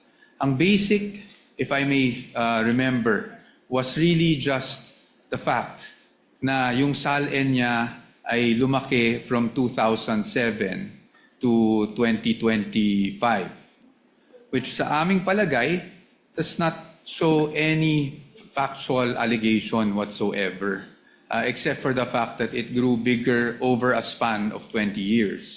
Pangalawa, wala rin pong naka-attach, which I mentioned in the oral arguments last week, na kahit anong ebidensya or kahit supporting document man lang, huwag na nating tawaging ebidensya, supporting document that will support any allegation whatsoever of unexplained wealth. And that is why, nabanggit ko rin, na after the allegations were made, and this is even more significant, after the respondent had filed her answer, na tinawag pa nga nilang non-answer, doon lang po naghanap ng mga ebidensya na sakaling makasuporta doon sa aligasyon na iyon.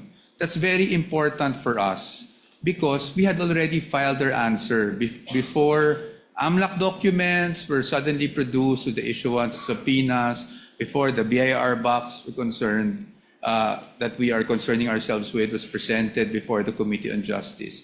Nasa panahon na yun, tapos na po kami sumagot. In fact, when they were saying that it was a non-answer, to be very candid with everyone, we wanted to say because it was a non-complaint. Kasi walang ultimate facts na naka-allege for us to even answer. Now, before this honorable court, I do recall that in our answer, we also took pains to discuss the lack of ultimate facts and also what we feel were violations of due process before the Committee on Justice, or at least with the proceedings that were conducted before the Committee on Justice. And that is also why we have a pending motion for exclusion na ikinalakip namin dun sa answer precisely because we were objecting to the fact that these pieces of evidence were produced after we had already filed our answer. Now, on the fishing expedition, I think on the fishing expedition, Your Honors, our main point is this. Even if we read the twin requests for subpoenas, Paulit-ulit po, nakasulat po doon, because this may show context, because this may show, prove something. At para sa atin, this only shows, and at least, again, on the part of the defense, this is somewhat already an admission na hindi pa nga nila alam kung ano mismo doon sa mga hinihingi nila ang pwedeng sumuporta sa mga aligasyon na unexplained wealth. And that's why, if you read the entire request, it uses the word may several times, and it even says in one paragraph, I think it's 3.24, but I might be mistaken, that at least with the request for, with their memorandum, rather, in their memorandum, nakasulat po doon that this does not assume wrongdoing, but they want those documents nonetheless to see if something there will actually help support their allegations. That is why we are calling it a fishing expedition. Dahil in Tagalog, para po maintindihan, sa aming pananaw, sa dami ng hinihing dokumento, para po itong nagtatapon po tayo sa dagat ng isang napakalaking lambat at umaasa tayo na kahit papano may mabingwit kahit isang pirasong ebidensya. Maraming salamat po. Counsel for the panel of prosecutors, the Honorable Jokno. Thank you, Your Honors. The question propounded to this representation first is, what are the ultimate facts alleged in the articles of impeachment? Yun po ay nakasaad sa page 7 of the articles. And if I may be allowed to just read them briefly. You may do so, Counsel. Thank you, Your Honor. Respondent Vice President Sara Z. Duterte committed culpable violation of the Constitution and betrayed the public trust when she, A, amassed unexplained wealth manifestly disproportionate to her lawful income and earnings during her incumbency as a public official. B, failed to fully and truthfully disclose all her and her spouse's assets, liabilities, and net worth in her statement of assets, liabilities, and net worth, including in her salents for the years 2022, 2023, and 2024. And C, failed to divest and instead willfully continued all her business interests during her tenure as Vice President for the years 2022, 2023, 2024, and 2025. Please allow me to briefly explain why these are ultimate facts. Ultimate facts are basically the essential factual elements that make up a party's cause of action or defense. Halimbawa po, pag murder, treachery, evident premeditation, lahat ng mga kinakailangan ng batas para mapatunayan na murder po siya. In our case, we are alleging, first of all, unexplained wealth. And based on the jurisprudence, the elements of unexplained wealth, the factual elements are amassing unexplained wealth, manifestly disproportionate to one's lawful income and earnings during one's incumbency as a public official. So, nasatisfy po namin yung requirement na pag-allege ng ultimate facts or essential factual elements sa tatlong bagay na po ito. The evidentiary facts follow in the succeeding pages of the articles. Doon po namin dinitalye kung ano yung mga iba't ibang paraan kung paano nakuha o naamas ni Vice President yung ang sinasabi natin na unexplained wealth.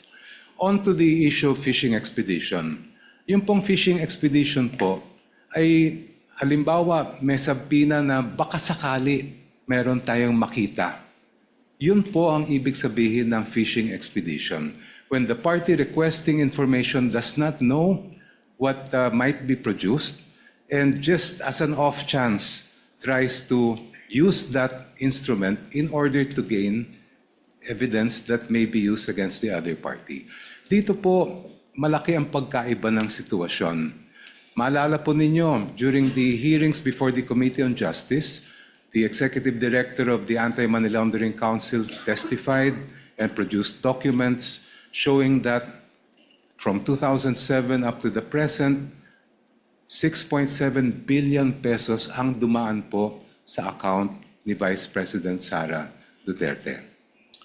On that basis, and if we go deeper into that report, it says that during the period from 2007 to 2013, during the time that she served as mayor and vice mayor, umabot po sa halos o lampas 3 bilyong piso ang dumaan sa kanyang mga accounts. So may basehan po tayo para ipalabas ang bank records. We are not just guessing that there is something there because the AMLA itself has confirmed that there were covered and suspicious transaction reports submitted to them in those amounts that I mentioned. Malayo po ang fishing expedition sa ginagawa ng prosecution dito po. If we had no basis at all, if we did not know what was in the AMLA reports, ayun po, maaring sabihin na fishing expedition. But in this particular case, we know because these are matters of record presented before the Committee on Justice. Second po, ang fishing expedition, maaring magamit yan sa ibang mga alegasyon tulad ng baka meron kang hindi na-declare sa iyong SALN. But when it comes to issues of unexplained wealth, it's very clear. The decisions of the court are very clear. To know whether a government official has amassed unexplained wealth, we must look at the entire incumbency of that official. Starting from day one, we look at their SALN, we look at all the income that he or she has earned, both lawful and not, and from there we make a determination whether there was unexplained wealth or not. For these reasons, Your Honors, the fishing expedition argument, in our view, is totally untenable. Senator Judge Pia, do you have further questions?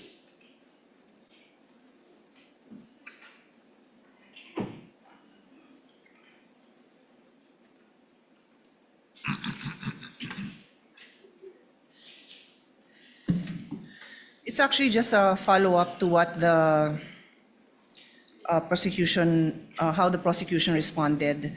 I think Senator Alan Peter will go into it, but since this is my line of questioning, I'll follow up lang on this point. No, His Honor, I earlier mentioned the fruit of the poison tree doctrine. And ulitin ko, pagka yung pinanggalingan ng information nyo, bawal, hindi nyo na pwedeng gamitin yon. So, His Honor said, I'm referring to Congressman Prosecutor Chel Jokno, they know the contents of the AMLA report, something to that effect, because it was presented in the impeachment hearing in the House. That is correct, right? That is your statement? Yes, Your Honor. Yes, oo. And I asked my question, and again, I will give both parties the opportunity to respond. Ano yung basihan na i-reveal ng AMLC and their representatives sa inyo in the impeachment hearing in the House? Because ang nakasaad sa law, I don't even want to use my understanding of the law because it's what is read in the law. And I won't take up the time of this court na isa-isahin ko yun, pero nakasulat doon na confidential ito. So ano yung basis na mailabas yun doon sa impeachment court? Because, and since the presiding officer has given me the permission to share in general the discussion in our caucus last week, isa dun sa napag-usapan namin precisely was yung information na lumabas doon, kung yan ay walang basihan na ilabas, walang legal basis na ilabas yung information, hindi yan pwedeng idugtong dun sa mga allegations na meron kayo. So that's my question. During our caucus, isa din sa lumabas na discussion, pero allowed ang AMLC and the specific officers to share that information. But the specific provision of the law, and please, both counsels, please respond, please elaborate on how this supports or does not support your case. A specific provision dun sa batas, yung sharing of information na yon, sabi, oy, kayo AMLC Council, mag-develop kayo ng rules kung paano kayo makakapag-properly share sa agencies. I believe, and again, you feel free to elaborate on this or correct me. That's referring to the bank institutions, the AMLC hierarchy, and the agencies they deal with, not in court. Because ulitin ko, nakasulat doon, confidential. So I will leave this here, that if it is confidential, it does not allow that this be divulged in the manner it was divulged. Then how do you use that? Because that is precisely the doctrine of the fruit of the poison tree. Please take your time to tell us why that information is not the fruit of the poison tree, and obviously for the side of the defense, they will tell us why they believe that it is the product of the fruit of the poison tree. Thank you, Mr. President. Counsel for the panel of prosecutors will please respond. Your Honor, Section 8A of the Anti-Money Laundering Law is really intended to prohibit or prevent leaks by officials of the Anti-Money Laundering Council, but it was never intended to prevent subpoenas coming from courts, including the impeachment court. Almost every week, the Sandigan Bayan issues subpoenas for AMLA records. And despite what would appear to be a very categorical prohibition contained in that section, every time subpoenas are issued by the Sandigan Bayan, they are honored by the AMLA and no one is questioning them. Ganun din po itong impeachment court. The subpoena issued by this impeachment court is for the purpose of determining accountability based on the power that is expressly given by the Constitution. Ang aming pong paniwala is that confidentiality cannot trump accountability. Thank you. Counsel for respondent, may reply. Thank you, Your Honor. I cannot verify if indeed the Sandigan Bayan, as mentioned by opposing counsel, issues subpoenas against AMLAC every week. So that I will not comment on because I cannot verify that. What is clear to us, Your Honors, as we have demonstrated last week, is that 8A is an absolute prohibition. And again, this was the latest amendment of the law back in 2021. And for us, Your Honors, that is why when this was presented, the House Committee on Justice, we had our objections to such matter. And in fact, Your Honors, it is the subject of our petition, the Supreme Court, and aside from that, a subject of our motion for exclusion before this Honorable Court. Ngayon po, sa atin, talagang yung tinutumbok natin is it is in fact within the fruit of the poisonous tree. In fact, I'm surprised, Your Honors, because, Your Honors, nabanggit na rin po ng aking distinguished opposing counsel na nakita na nila, may records na sila. In fact, if I'm not mistaken, it was also attached to the articles of impeachment. So kung meron na pala, bakit pa nila pinapasapina ngayon sa impeachment court? Is it because, I don't want to speculate, maybe I just won't go there. But ang sa akin lang po is, we have questioned this all throughout. No? Why? Because to us, unang-una, bawal siya. Pangalawa, hindi siya relevant. Bakit hindi siya relevant? Your Honors, transactions do not equate to wealth. Transactions do not equate to net worth. Especially if tinatali natin siya sa SALN. Because transactions happen over the course of the year, and in this case, years. Well, when you talk about SALN, we talk about net worth on a specific date in time, which is December 31 of every year. So sa atin po, ang aming pananaw dito ay hindi po relevant at hindi po, it will not directly show anything about wealth. Kasi, again, AMLAC transactions do not equate to net worth of a certain person. And that is why, Your Honors, we have opposed this. And we have opposed this since the time it was being presented at the House level. Thank you, Your Honors. Just for the record and for the information of the Senator Judges, I'm not sure about the Sandigan Bayan issuing a subpoena every week as well against AMLAC.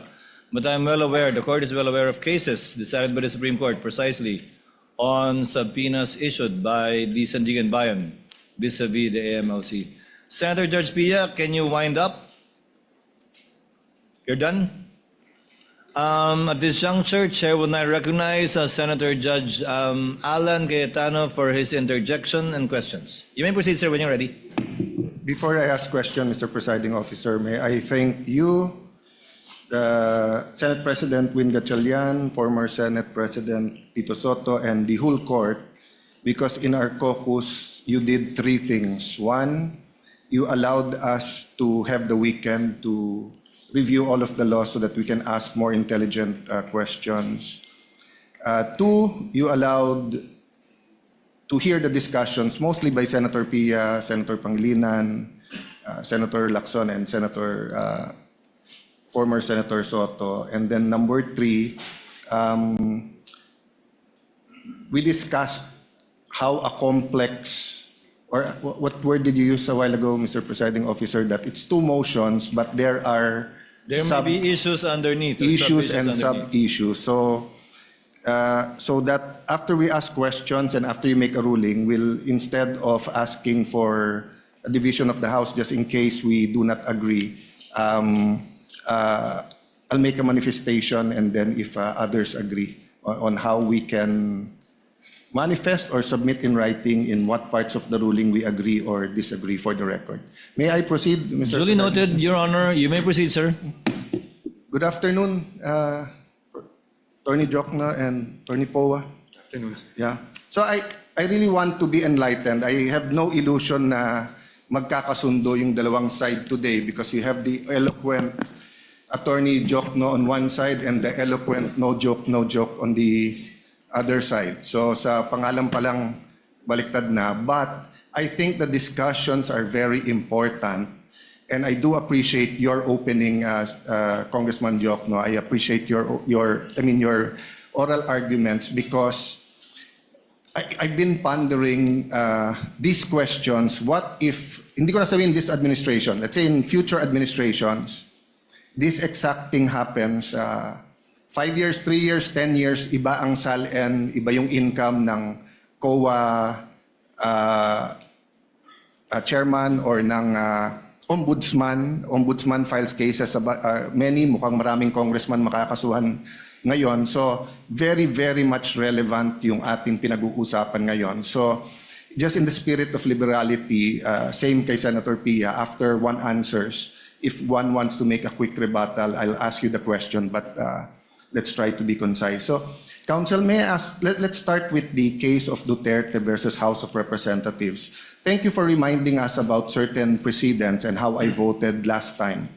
But you would agree, di ba, that when you have legal proceedings, even in legislation, you follow what the latest law is. So, for example, if you're allowed to issue a general warrant before Stonehill versus Jokno, but after Stonehill versus Jokno, so if before Stonehill versus Jokno, walang doctrine of the fruit of the poisonous tree, then some policemen will still submit evidence that was illegally acquired. But after that, we have to follow.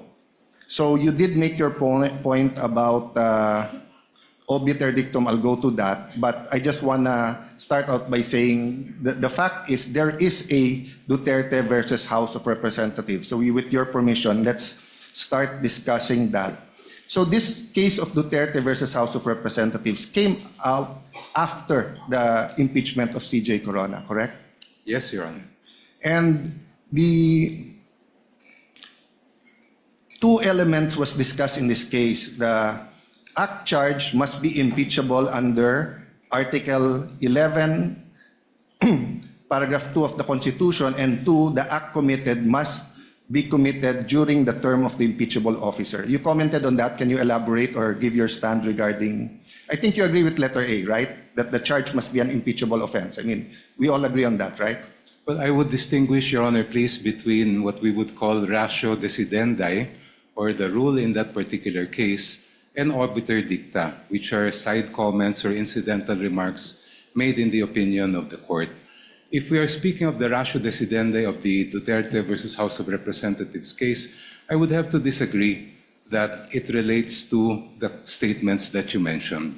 My understanding of that case is it really relates to the first mode of impeachment and the procedures that must be followed, the one-year ban provided in the Constitution, how that will be applied when impeachment complaints are filed by at least 1/3 of the members of the House of Representatives.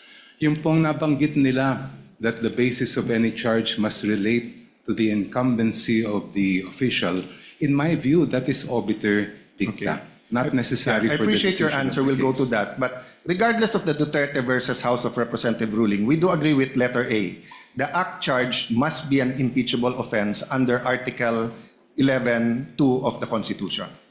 I would agree, but if Yes. I may be allowed to just qualify No, this is just a that. general. This is not a trap question. No, So, Your diba, Honor. so the officer has to be impeachable, and the acts charge should be an impeachable offense. And since you have betrayal of public trust, that's quite broad. No? So this is not a trap question. This is just laying the basis.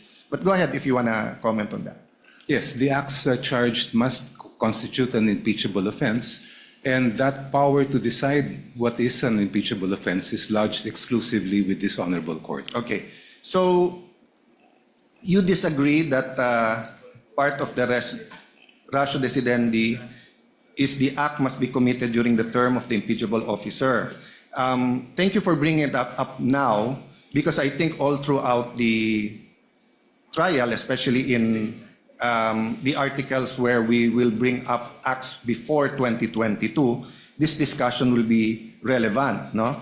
So by discussing this, it will pass upon the whether or not including proof like bank records, financial documents before her term can be inquired into. The prosecution says it cannot, right? Because you believe it's an obiter dictum.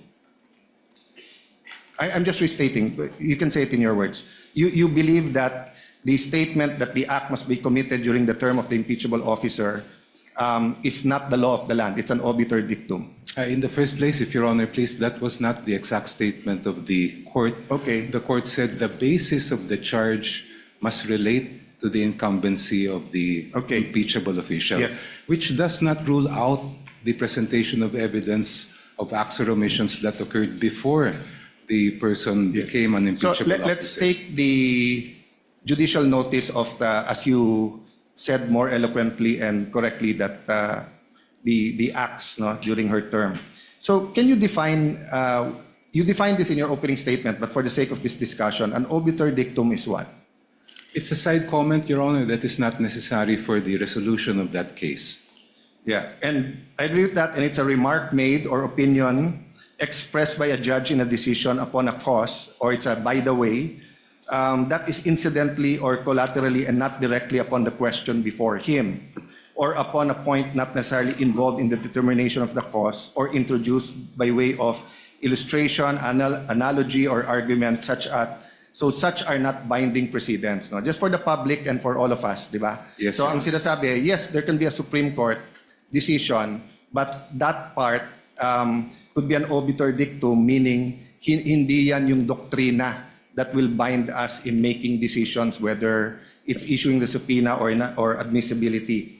But are you aware of the Villanueva versus Court of Appeals, GR 142947, March 19, 2002? I won't take it against both of you if you do not. There are thousands of cases. It talks about what is obiter dictum. Have you passed about on this, both counsels? For me, Your Honor. Yeah, so the prosecution characterization of the requirement that the basis of the charge must be for impeachable acts or omissions committed in relation to their office during the current term of the impeachable officer as an obiter dictum. But in the Court of Appeals, in Villanueva versus Court of Appeals, in that case, the Supreme Court held an adjudication on any point within the issues presented by the case cannot be considered an obiter dictum, even where the point is only incidentally involved. So we agree if it's incidental, pwedeng obiter, but if it's on point within the issues, sabi ng Villanueva case, it is not.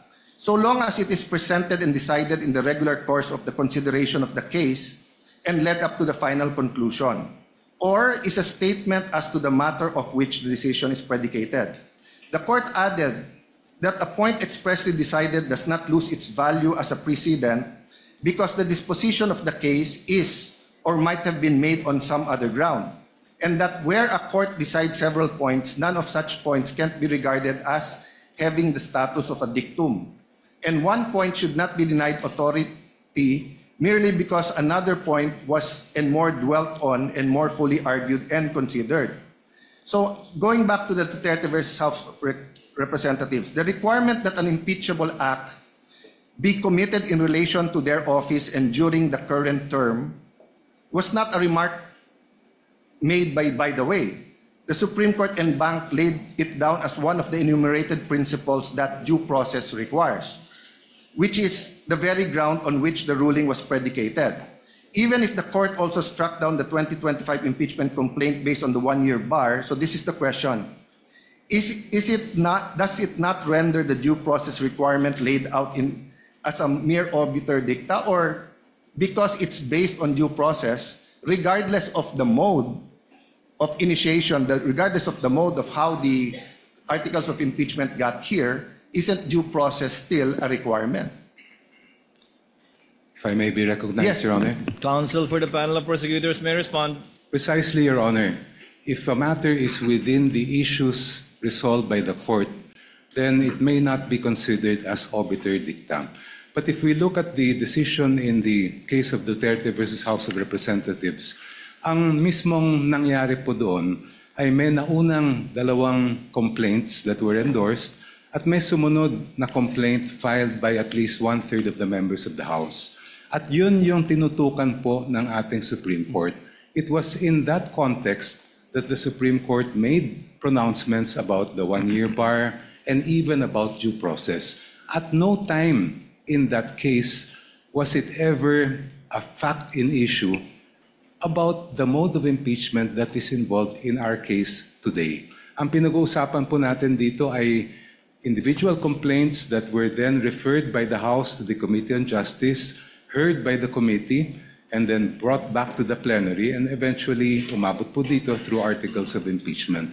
So kahit may sinabi ang Supreme Court about impeachable offenses in relation to the charges, kami po ay naniniwala na hindi po yan pumapasok o sumasakop sa issues that were decided in that case. I'll not argue with you because that's not my job here. I'll follow the Pia Cayetano style and move to the defense. But just a follow-up question on that. So I respect your belief on that. But my point is, the legal principle of due process applied to that mode, is it not logical that it's the same legal principle on due process even if you use another mode? First of all, if Your Honors, please, when we speak of due process, of course, there are two types, substantive and procedural due process. And when we speak of substantive, we're talking about protections to life, liberty, and property. Wala naman pong ganun na issue po dito sa atin because office is not a property. We're not talking about the life or liberty of the respondent. Ang pinag-uusapan po natin dito kung due process ang issue ay simply fundamental fairness. And I do believe that this proceeding does require fundamental fairness, but at the same time, it does not require that this court be hamstrung in terms of how to decide whether an offense is impeachable or not. That power is exclusively given to this court at dapat kayo lang po ang magdesisyon at magpasya kung ano nga ba yan. So when we speak of what is an impeachable offense, may kaugnayan po yan doon sa nabanggit ninyong the basis of the charge must relate to the incumbency.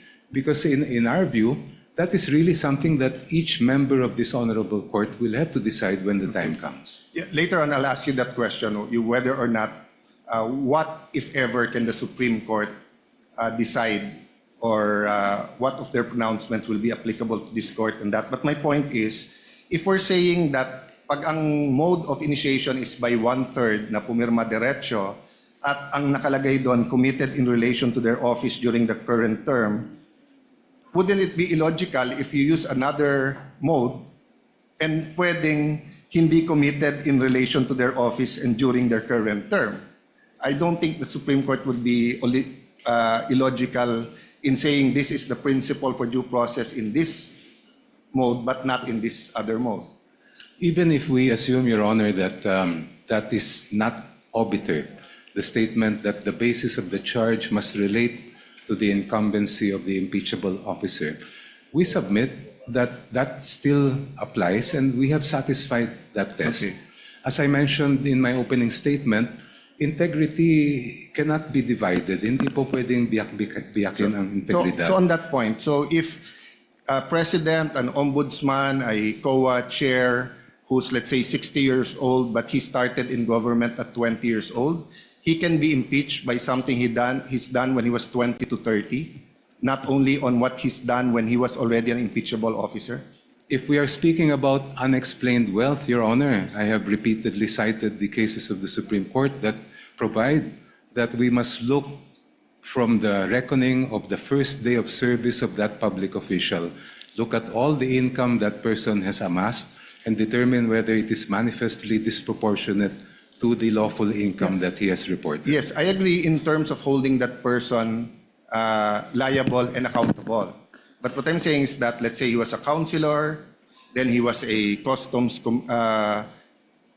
director, then he was BAR, then he's now COA. Isn't the remedy for all his other positions that weren't impeachable is through the regular courts and regular case build-up, etc. But once you're an impeachable officer, you're being held accountable during the term that you are, in fact, an impeachable officer, because usually when you're an impeachable officer, it's too hard to prosecute you the normal way. Isn't that the logic there, or you disagree, counsel?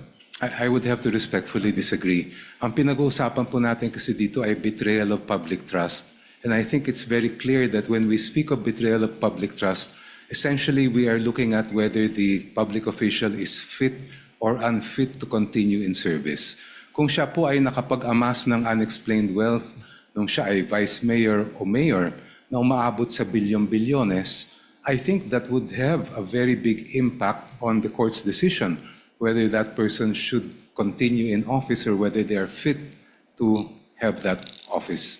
Okay, as I said, With the I won't permission argue. of Senator Judge Alan Cayetano, with your indulgence, sir, a request was conveyed to the presiding officer to declare a very brief break. This is not a break for all of us, but a very brief break of 5 minutes so that council may answer to the call of nature. That was the message conveyed to the presiding officer, including Senator Judge Cayetano. So Chair declares a 5-minute break. We shall resume at 4:05.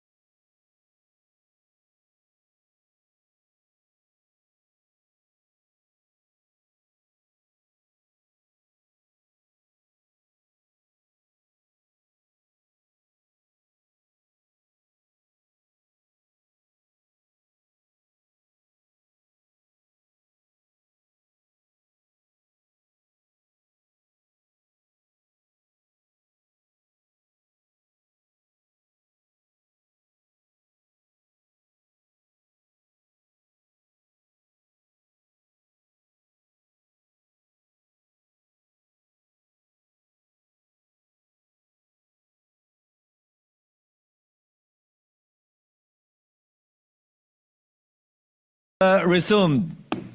We shall resume the interventions of Senator Judge Alan Cayetano pertaining to the issue at hand on the twin requests for subpoena by the prosecution. You may proceed, Senator Judge Alan, when you're ready. Sir, Presiding Officer, if I may start there, no, whether or not the defense, although they stated already in their opening statement, considers such statement in the Duterte case as obiter dictum, and I'd like to reiterate, it's very important that we all understand and come to our own conclusions, because many times during this trial, and even in the decision we'll have to make, this question will play a center, will be front and center. So may I ask Attorney Poa, do you think that statement was a obiter dictum? As stated, Your Honors, thank you for the question. As stated last week, Your Honors, it is our position of the defense that that is not obiter dictum, precisely because, Your Honors, it is our theory that when the Supreme Court decided the case of Duterte versus HOR, the point that the one-year bar was triggered is precisely because there was a violation of due process. That's why, if you read the decision, Supreme Court, through the words of course, Senior Associate Justice Marvic Leonen, painstakingly discussed what due process is actually in an impeachment proceeding. And in fact, there was a line in that decision that says that they wanted to clarify the guidelines on impeachment proceedings. Further to that, Your Honor, hindi lang po sa decision, pero pati po doon sa binibigay na primer or summary ng Supreme Court bago nila ilabas yung buong decision, they enumerated the guidelines, which were around 7 points, if I'm not mistaken. And the 6th point is actually on what is an impeachable offense. And in fact, we have prepared copies of that primer for the senator judges, which we can distribute, so that makita po nyo na while ang effect ay na-trigger yung one-year bar, it was really due process that the Supreme Court was discussing in that case to guide. Yes. Commission Counsel for Respondent, kindly submit that to the Clerk of Court. Yes, Your Honor. Thank you. You may proceed, sir. So while as I was saying, Your Honors, while ang end result is na-trigger yung one-year bar, and that's why void yung naging first round of impeachment, ang talagang pinag-uusapan ng Supreme Court dito is the observance of due process in every stage of the proceeding. And that is why it is very important na mapag-usapan natin na yung kasama doon is really kung ano ba talaga ang isang impeachable offense. At nakasulat doon, if I may quote, the basis of any charge must be for impeachable acts or omissions committed in relation to their office, meaning in relation to their impeachable office and during the current term of the impeachable officer.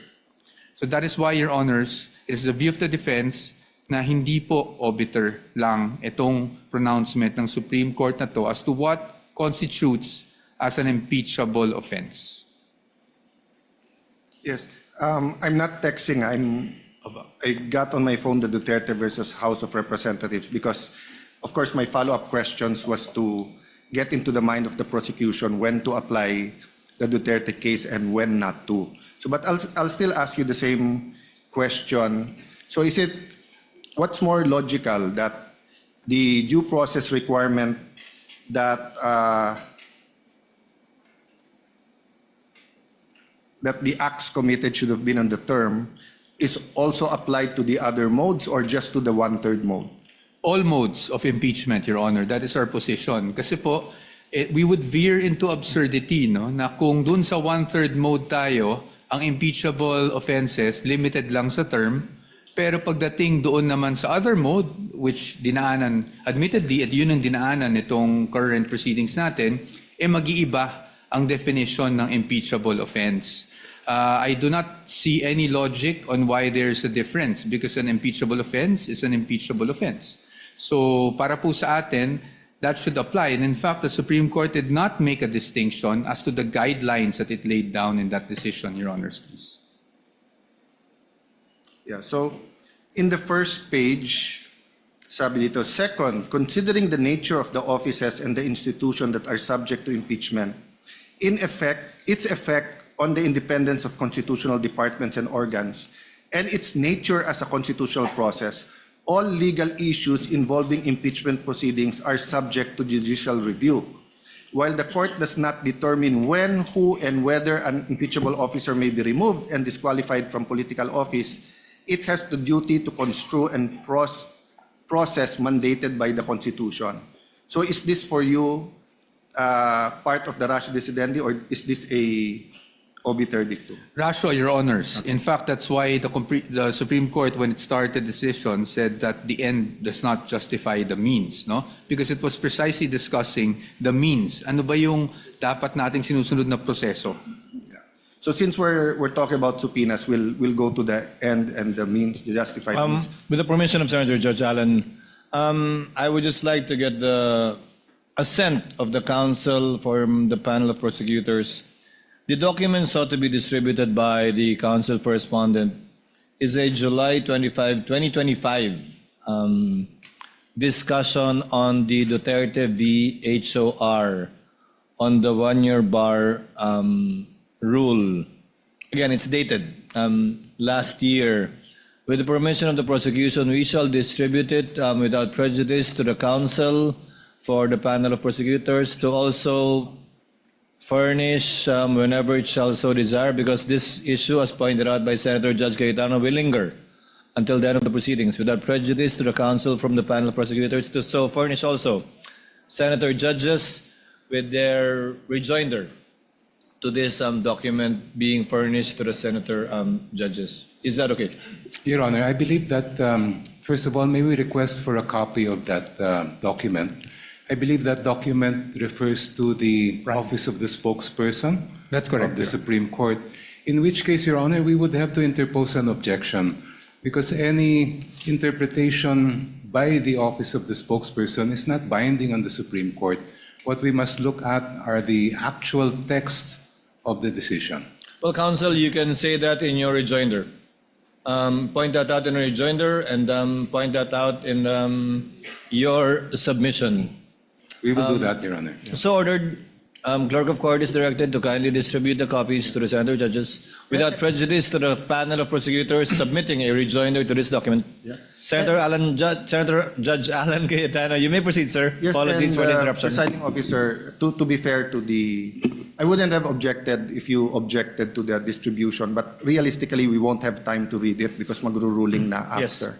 So it'll be more of reference materials. But feel free also to, if you feel that you should submit in writing a rejoinder to be fair to everyone. So if the voting was tomorrow, and it would be unfair to distribute it.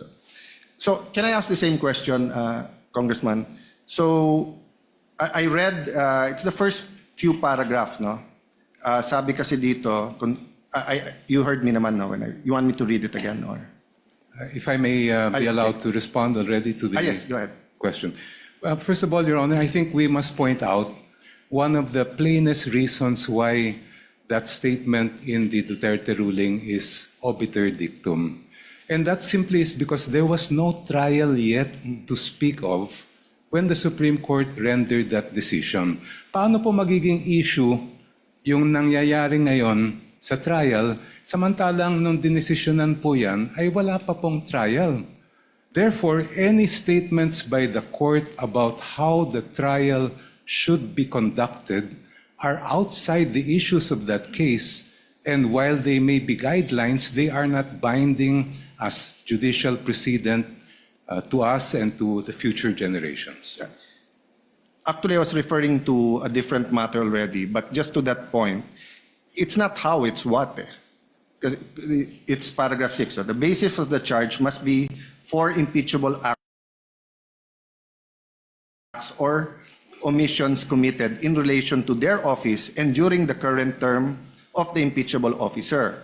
For the President and Vice President, these acts must be sufficiently grave, amounting to the crimes described in Article 11, Section 3.1 of betrayal of public trust given by the majority of the electorate. For the other impeachable officers, the acts must be sufficiently grave that they undermine and outweigh the respect for their constitutional independence and autonomy. So this doesn't really tell us how to conduct the trial. This basically tells us is that if we don't follow that, we're endangered of having a trial that's void ab initio. I would have to respectfully disagree, Your Honor. I Anyway, believe- we've gone through that argument, and I won't argue with both of you. Going back to this is what I read, no?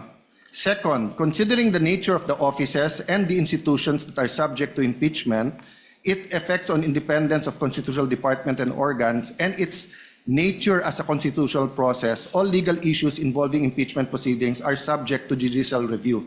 I'll stop there. Kasi nabanggit mo kanina, may I speak English Filipino? Nabanggit nyo po kanina na that's for us to decide, and my interpretation, and I've felt like that many times, di ba, na zealous dapat ang impeachment court sa powers niya kasi not only because it's sui generis, wala tong apologize to Senator Judge Risa, my phone fell there. So wala nga tong, you cannot appeal the decision of my belief, no, you cannot appeal the decision of to acquit or to convict to the Supreme Court, di ba? But the parameters, so let me use the words of the Supreme Court, no? Ang sabi niya, all legal issues involving impeachment proceeding are subject to judicial review. So, you disagree with this or you agree?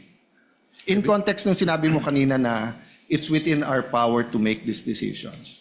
I believe the controlling decisions there, Your Honor, are the cases of Gutierrez and Francisco. Because in those cases, the issue of what is an impeachable offense was squarely brought before the court, and the court said very clearly that that is purely a political question that's not within the judicial power for us to decide. And I believe that that should be the controlling jurisprudence. So let me be more specific. So for example, we issue some subpoenas and we do not issue some. Can one or both of you, meaning the prosecution and defense, go to the Supreme Court and question it? Well, there is always the possibility that some side, perhaps the defense, may claim that there's a grave abuse of discretion, I believe, as they have done in their other petitions filed, and therefore make an attempt to stop the proceedings before this court. But as I have said last week, Your Honor, in our opinion, this court has the sole and exclusive power to decide what an impeachable offense is, and no one, not even the Supreme Court, can dictate on this court in making that decision. Yes. Same answer. No, Your Honor. I have a different... So, okay, you can go back to that question. Then my follow-up question was, so let's say certain orders of the court, can the prosecution or defense go up to the Supreme Court and question its constitutionality? Yes, Your Honor. It is our position that either of the parties can do that. Why? Because sa atin nga, ang sabi natin kanina, that the Constitution cannot be read in isolation. So while the Constitution gives the sole power to the Senate to try an impeachment case, to try and hear an impeachment case, we must read this in conjunction with, again, Article 3, Bill of Rights, and Article 8, specifically Section 1, which is the power of the judicial review. So pag sa tingin po ng isang panig, merong grave abuse of discretion na naganap, we are of the position that, in fact, this is a justiciable issue and can be brought before the Supreme Court, Your Honor. So at least in that small point, I think we all agree that if we think there's grave abuse of discretion, there's a possibility that the Supreme Court will take it up. I'm not referring to the subpoena, I'm talking in general. So I'll skip a few pages of my questions precisely because I wanted to elicit your opinions or your stand regarding the fact that the impeachment court is supreme, but it's not true that we can do anything or we can just make decisions that are not based on statutes and on legal orders. In fact, when the Supreme Court issued a TRO regarding the foreign accounts or the dollar account in the Corona case, the impeachment court voted to respect the TRO, no? But of course, we did vote. So there could have been a constitutional crisis if we voted not to, and then, of course, we know because of history, nag-waiver na lang si Chief Justice Corona, no? So can I go now to the ultimate facts, no?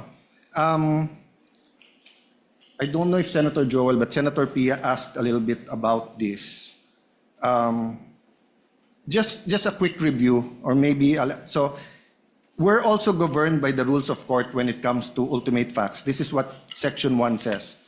In general, every pleading shall contain in a methodological and logical form a plain, concise, and direct statement of the ultimate facts, including the evidence, on which the party relies on his or her claim of defense, as the case may be. If a cause of action or defense relied on is based on law, the pertinent provisions thereof and their applicability to him or her will be clearly and concisely stated. Yeah, I think all of us lawyers agree with that. There's a difference between ultimate facts and evidentiary facts. But the rules of court says, including evidence. Kasi kung walang including evidence, ang kailangan mo lang i-file ultimate facts. Pero pag sinabing kasama ang evidence, for me, it doesn't mean that every single testimony in every single document should be attached. But so let me go to my second question. So pwede bang sa articles of impeachment, ultimate facts lang, walang naka-attach na evidence? Ang requirement po sa pleading ay doon na dapat nakasaad ang ultimate facts. But if you look at the articles of impeachment that are before this court, it also contains evidentiary factual allegations to support the ultimate facts that are contained therein. Thank you for that answer. Actually, that was my next question. Did it contain? And you answered it. So, with respect to the Saballa and Cabrera impeachment complaints, is it correct that there was no authentic records that were attached when they were filed? Factual lang tong tanong ko.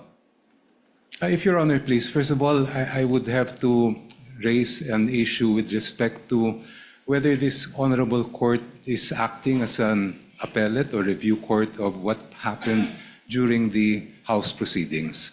The power to initiate an impeachment complaint is exclusively lodged with the House, while the power to try and decide that impeachment case is exclusively lodged with this honorable court. And I don't believe that it is part of the function to go back to what may have happened during the proceedings before the House, since the articles have already been transmitted to this honorable Well, Counsel, even your students, colleagues, recognize that you are a brilliant man. You're very well learned sa law, but minsan mabilis. Kasi actually, that's not where I was going. Binaliktad ko lang. So two of my colleagues started with, or in your discussions, ano yung fishing expedition, going down to ultimate facts and evidentiary. Ako, I wanted to distinguish when is it a fishing expedition and when it's not. So I just wanted to know as a fact. Or can we take judicial notice that there was no authentic records in the Saballa and Cabrera?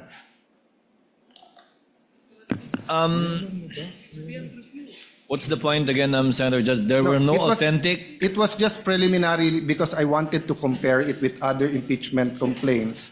And I wanted to ask the question, when is it a fishing expedition or hindi? So these are legitimate questions. So factually, yung Saballa and Cabrera ba, may authentic records attached. Ang information ko, wala. But I don't want to... I believe, Senator Judge Allen, that the Zaballa and Cabrera complaints were attached as an annex, Yes. if I'm not mistaken, to the respondent's answer. Would that be Yes. correct, Attorney Poe? And to be fair, Your it Honor. was... Yes. As well as the annexes. Yes. Yes, Your Honor. In fact, the presiding officer noticed that it lacked a page in one of the annexes to the, Yes. I think, Zaballa complaint, So, which anyway, I think pointed out. So that's a fact. Yeah, So it's in the lang- records, Senator yeah, Judge factual Allen. lang po. So, in the absence of authentic supporting record, what factual basis did the prosecution rely on to say that the allegations were sufficient in form and substance? If I recall correctly, Your Honor, please, there were some attachments to both complaints. And I'm not aware of any rule in the House of Representatives as far as impeachment cases are concerned that limit what may be discussed or investigated by the committee to only what is contained and attached to the Yes. impeachment I'm not complaint. questioning if there's an attachment. I'm questioning whether there was, I'm asking question. I'm not even questioning it. I'm asking questions on if there were authentic records. So I'll move on. No? In the complaint against President Bongbong Marcos, the finding was the complaint failed to establish any factual nexus between the president and an impeachable offense. What are presented were policy and disagreements and generalized accusations, not ultimate facts. Yun ang finding ng Committee on Justice. Correct? Yes, Your Honor, to the best of my recollection. So that's my question. After answering that question, does the prosecution agree that the requirement of alleging ultimate facts applies equally to all impeachment complaints, regardless of it's the president or the vice president, regardless if it's the ombudsman or the COA chairman? Yes, Your Honor, and as I recall, when the members of the committee examined the complaint filed against the president, the conclusion of the committee was in fact that there were only conclusions of law contained in that complaint, not allegations of ultimate facts. Yes, yet in that complaint, there were documents attached, authentic records, and the House did not ask na masupina yung AMLA, BIR, and bank records of the president. The requirement, if Your Honor, please, of ultimate facts is really based on what is alleged in the petition or complaint But itself. what was the exact words of counsel? Ang katotohanan ay hindi Confidential. confidential. So why in the case of President Marcos is the katotohanan confidential, but in the case of Vice President Sara, it's not confidential? Wala naman po akong maalalang ruling ng committee in the case of the president na meron silang sinabing confidential. No, What I recall is that the conclusion was that the complaint did not allege Yes. ultimate facts. So there was a conclusion even before asking for all of this. But in this case, balikta, there was a conclusion that there's no nexus between the president and an impeachable offense. In this case, walang authentic documents pero humihingi ng supina kasi yung katotohanan hindi confidential. So, which goes to my, well, first, let me honor who I should honor because it seems that the Lisa Masa complaint, which was endorsed by ACT party list, was here kanina, and I think Antonio Tino, I think Sara Elago was here the last week, and I think Representative Ko was here. So in their case kasi, I can say walang selective justice because they wanted the same standards of president and vice president. So that's my next question. We want fairness for everyone and for the Filipino people, but would it be unfair to require 20 years of documents from AMLA, BIR, and bank accounts from Vice President Sara without requiring the same from President Bongbong, considering that all of these scandals is happening during his administration? If the allegations of the complaint against the president did in fact contain ultimate facts, I would see no reason why the Committee on Justice should not have proceeded with it. So I'll take that answer. May I ask the same question? Rule 8, ultimate facts including evidence. So the answer of the prosecution was that basta't may evidentiary facts. But ang nakalagay kasi sa Section 1 ng Rule 8, including evidence, what is the position of the defense on this? The defense follows strictly the rules, Your Honors. While I agree with the distinguished opposing counsel na iba yung ultimate facts and evidentiary facts, no? I don't want to blur that line. Tama naman po yung sinabi ng ating opposing. But yun nga po yung punto namin, no? In the Zavalya and Cabrera complaints, wala pong ultimate facts at wala din pong evidence or evidentiary na nakakalakip doon po sa mga complaints, and which is the very issue that we brought up to the Supreme Court, Your Honor. So if you were representing now the president and the opposing counsel was also asking for 20 years of records of AMLA, bank accounts, and BIR, would you still have the same position? Your Honors, that unless it is relevant and definite. I read in your Yes. pleadings, di ba, and in your position paper na yun yung... So kasi I'll ask na rin my next question. Why is it definite in your view? Opo. So on the first question, yes, Your Honor.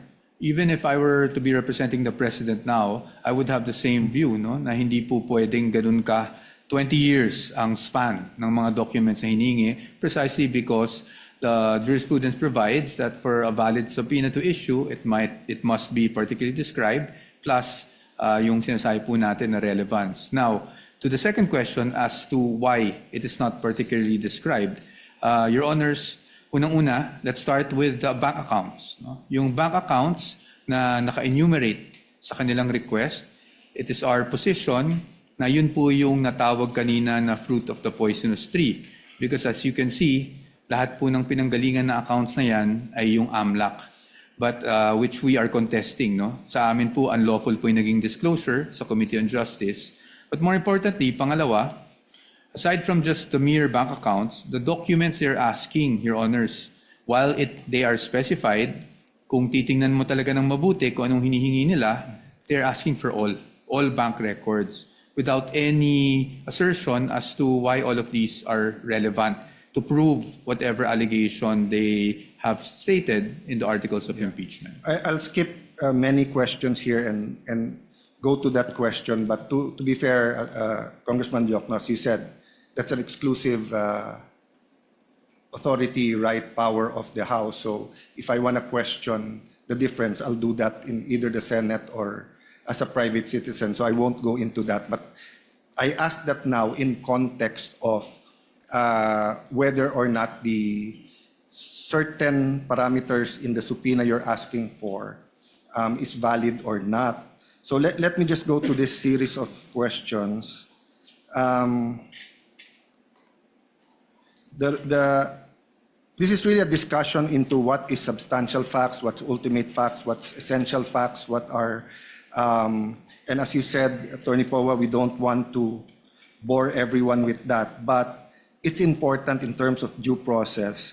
So basically, di ba, the ultimate facts are that establish the charge, in this case, unexplained wealth. So let me put it this way in my question to Attorney and Congressman Prosecutor Jock. No. So like if I say that may kilala akong politiko, commissioner ng ganito or congressman, senator, whatever, ang SALN niya was 1 peso or what's a reasonable amount. SALN niya was 1 million, 20 years later it's 20 million versus the commissioner of BIR in 5 years, it gained 50 million compared to this congressman ganito. Then I said, eto lang income niya, unexplained wealth yan. In your view, is that sufficient na for the impeachment court then to issue the subpoenas? Or do you have to specify na, for example, you say that that commissioner, sa SALN niya, he only had 2 cars, but he actually has more than 4. Therefore, penging subpoena para sa LTO. O that commissioner, ang sabi niya, isa lang ang bahay niya. Pero subpoena sa LRA kasi 4 ang nakita namin. Diba? Kasi on the later examples, medyo mas malinaw yung ultimate facts. Pero yung pag sinabi mo lang, eto SALN, eto tumaas, which was my point actually in my last few vlogs, that just because tumaas yung SALN, that doesn't mean that there's ill-gotten wealth. But my question there was, does that give us now the authority to get the bank accounts, the AMLA and the BIR? Because whatever we do in the impeachment court is for impeachable officers. But nanonood din yung Sandigan Bayan, nanonood din ng RTC, MTC, nanonood din yung Supreme Court. So whatever rule we have here, that will influence then how we deal with barangay captains all the way to anyone who's not impeachable, no? For unexplained wealth, Your Honor, I believe the ultimate facts must include the following. First, that the person involved amassed wealth. Second, that that wealth is manifestly disproportionate to that person's lawful income. So kailangan po natin makita kung ano yung kanyang kayamanan at kailangan natin ikumpara doon sa lehitimo niyang kinita. And that can be only determined by looking at the records that we are requesting from this honorable court. No, but if you're just looking at the SALN at yung kinita niya, so I'll give you a example. No? I won't name the person para walang mag-react. But he was senator, I think in 1987, an outstanding human being. And he was telling us, etong lupa na to, nabili ko ng 1980 o 1970 na 50,000. Oh. Nabenta ko ng 1990. Kaya lang sa SALN, ang nakalagay kasi doon yung acquired cost. So nilagay ko 50,000. So kung titignan mo kami, then he named some other great senators, etc. na kasabayan niya, congressman at dito. Titignan mo, si senator ganito, kami lahat. O ang SALN namin, baka 5 million. Pero yung 100,000 na lupa na binili namin noon, baka 5 million, 20 million, 30 million. So if one of those officials suddenly sold the property and then placed the money that came in, so let's say the 100,000 property was sold for 5 million, but then for example, pinang-blow out niya sa pamilya yung 500,000 before December 31 of that year, mag-i-increase yung kanyang SALN by 4.5 million. So if you just compare his income na sweldo niya with that will not show you that he has ill-gotten wealth. So compared na pagka inallege ko na ang sweldo niya 200,000 eto, pero bakit may bahay siya sa ganito, nawala sa SALN niya. Diba? So I agree na sundan natin yung ebidensya. If the SALN is much more than what you're making, that could spark your curiosity, your suspicion, and continue to investigate. But do you make the conclusion now and file the impeachment case that since malayo yung SALN sa income, therefore ill-gotten yon, without giving that person a way to explain before you subpoena every single document about their lives? That's precisely why, Your Honor, they call it unexplained wealth. Doon po natin malalaman yan sa mga dokumento. No, I agree. Ngayon, kung they call it naipaliwanag- Go ahead, sorry. I'm sorry, Your Honor. I'm sorry. I'm the one. Please continue. Kung halimbawa sa binigay niyong example ay nag-appreciate yung value of the land, then I would not call that unexplained. I would call that explained wealth.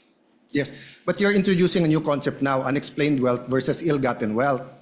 I agree with you. Unexplained wealth is that if you look at the SALN at hindi tumutugma, may may unexplained wealth. That's why you ask them to explain it. And then pag hindi maganda yung explanation and may ebidensya ka, then you can go against that person for ill-gotten wealth. Diba? But like in certain parts here, I saw some that I would consider even without asking you evidence. But for example, yung mga kumpanya. Sabi dito, lugi yung kumpanya. So kung lugi yung kumpanya, hindi makaka-contribute yun sa kanyang ill-gotten wealth kung meron man. So why are we getting all the documents about those companies? Doon pumapasok yung criticism ng iba, is this a fishing expedition? Kasi if I had 5 companies and they were all making money and supposedly I only own 1% of that company but I'm getting half of that income, I would agree with you, isupina lahat yan. Tignan natin yung flow niyan, baka yan yung pumasok sa akin. Pero lugi nga yung mga kumpanya. As an example, So that's my point. Is it enough in the view of the prosecution panel just to allege, malaki yung SALN mo, bigger than your monthly sweldo? Both of us agree, it's unexplained. But is it ill-gotten? Or do you need more allegations to show that it was ill-gotten? Well, Your Honor, please, the decision whether wealth is unexplained or, as you said, ill-gotten is really a decision that this honorable court will make based on the evidence. Ang gusto lang po namin ay mailatag ang ebidensya sa inyong harap para kayo na mismo ang magsabi. At para malaman po yan, we have to look at the statements of assets, liabilities, and net worth. We have to look at the lawful income reported in the ITRs. We have to look at the bank records in terms of kung ano yung pumasok at lumabas sa kanilang mga accounts. I'm sorry, Your Honor. Go ahead. As far as the businesses are concerned, that has to do with the third subcharge under unexplained wealth. yung pong continuing to participate in business interests despite the clear and express prohibition provided in the Constitution. We want to know whether those businesses, yung ba ay mga operational ba ito? Ito ba ay talagang sabihin natin na nandun yung sinasabi nga inaamin ni Vice President sa kanyang salin na business interest nga niya yon. Yeah, I'm skipping because this is mostly questions on fishing expedition. I'll go to the defense after this, but can you tell us the difference between evidence and proof? In your layman's term or legal terms, or if you want to look it up, but in how do we explain to people the difference between evidence and proof? Napakabigat po ng inyong tanong. No, in our words lang. I will para try lang my maintindihan. best, Your Honor, to answer it. In a court proceeding, whether we're speaking of an impeachment court or a regular court, the judges look at the evidence. They may never be able to know the entire truth kasi ang pangyayari ay nangyari dati pa po. Essentially, a trial is really a reconstruction of something that happened before. So it may happen in some cases that there is enough evidence to make conclusions as far as a judgment is concerned, even if the members of the court did not get to see the entire truth. Yes. Ang gusto po namin maiwasan na dito sa impeachment court ay meron po tayong hindi mailatag na ebidensya sa mga maestrado po na nandito para talagang maging buo yung larawan nila bago po kayo magpapasya. Yeah. I don't think there's any question that all of us here want na mailatag yung ebidensya. The question is, do you have the evidence or are you fishing for the evidence? And that's a question not only for you, but for every single impeachment process, not only the umabot dito, because myself, Senator Subiri, Senator Chis Escudero, then later on Senator Villanueva, has been in the House many times during impeachments of presidents and chief justices. No? But the reason I ask between evidence and proof is because if you have the evidence, you want the opportunity, diba, to bring it here, show the relevancy, connect it to the crime, we admit it so that if it's true, then we can convict. The opposite sides na will either question, hindi admissible yan, or admissible pero walang relationship yan, etc. No? So what I'm saying is that if you're going to prove your case with no evidence except that if you get all of that, then magiging arbitrary yung House of Representatives, sinong gusto nilang i-impeach, because almost any public official who's been there for a long time, you will see discrepancies in their SALN because unang-una iba yung acquisition cost at iba yung current value at iba din yung deadline ng December 31, no? Which after this I'll ask the defense to answer, then I'll go into the AMLA, which is different from bank accounts, no? So if you're coming to the court with evidence already, but kinukuha mo yung subpoena na yan, di ba, to further prove your point, I don't think there'll be a question there. As Attorney Powa said kanina na kung yung BIR box na yan, alam natin yung laman, and dapat gamitin dito, they inallege nyo na. Pero kung hindi alam yung laman, are we fishing there if there's a tax evasion or wala? I don't know the answer. I'm asking you the question. You can answer it in any way you're comfortable in answering. If I may briefly narrate the procedure that the House might had to undergo for the articles to reach this honorable court. When the complaints were filed before the House of Representatives, the Committee on Justice was tasked not with conducting a trial, not with ferreting out all the evidence, but simply determining whether there was probable cause to proceed with the case. So hindi po namin hinanap yung kabuuan ng ebidensya dahil hindi po namin tungkulin yon. Yes. When we made the determination that there was sufficient probable cause to proceed with that case, then that is what we submitted in terms of the articles of impeachment that reached this honorable court. Ngayon, syempre po, just like a preliminary investigation conducted by a prosecutor, ang hawak lang po niyang ebidensya, ang titingnan lang po niya ay kung merong probable cause. Not all the evidence yet is before that prosecutor because wala pa pong trial. The presentation of evidence, even the subpoena or compulsion to present evidence will only happen when the trial takes place.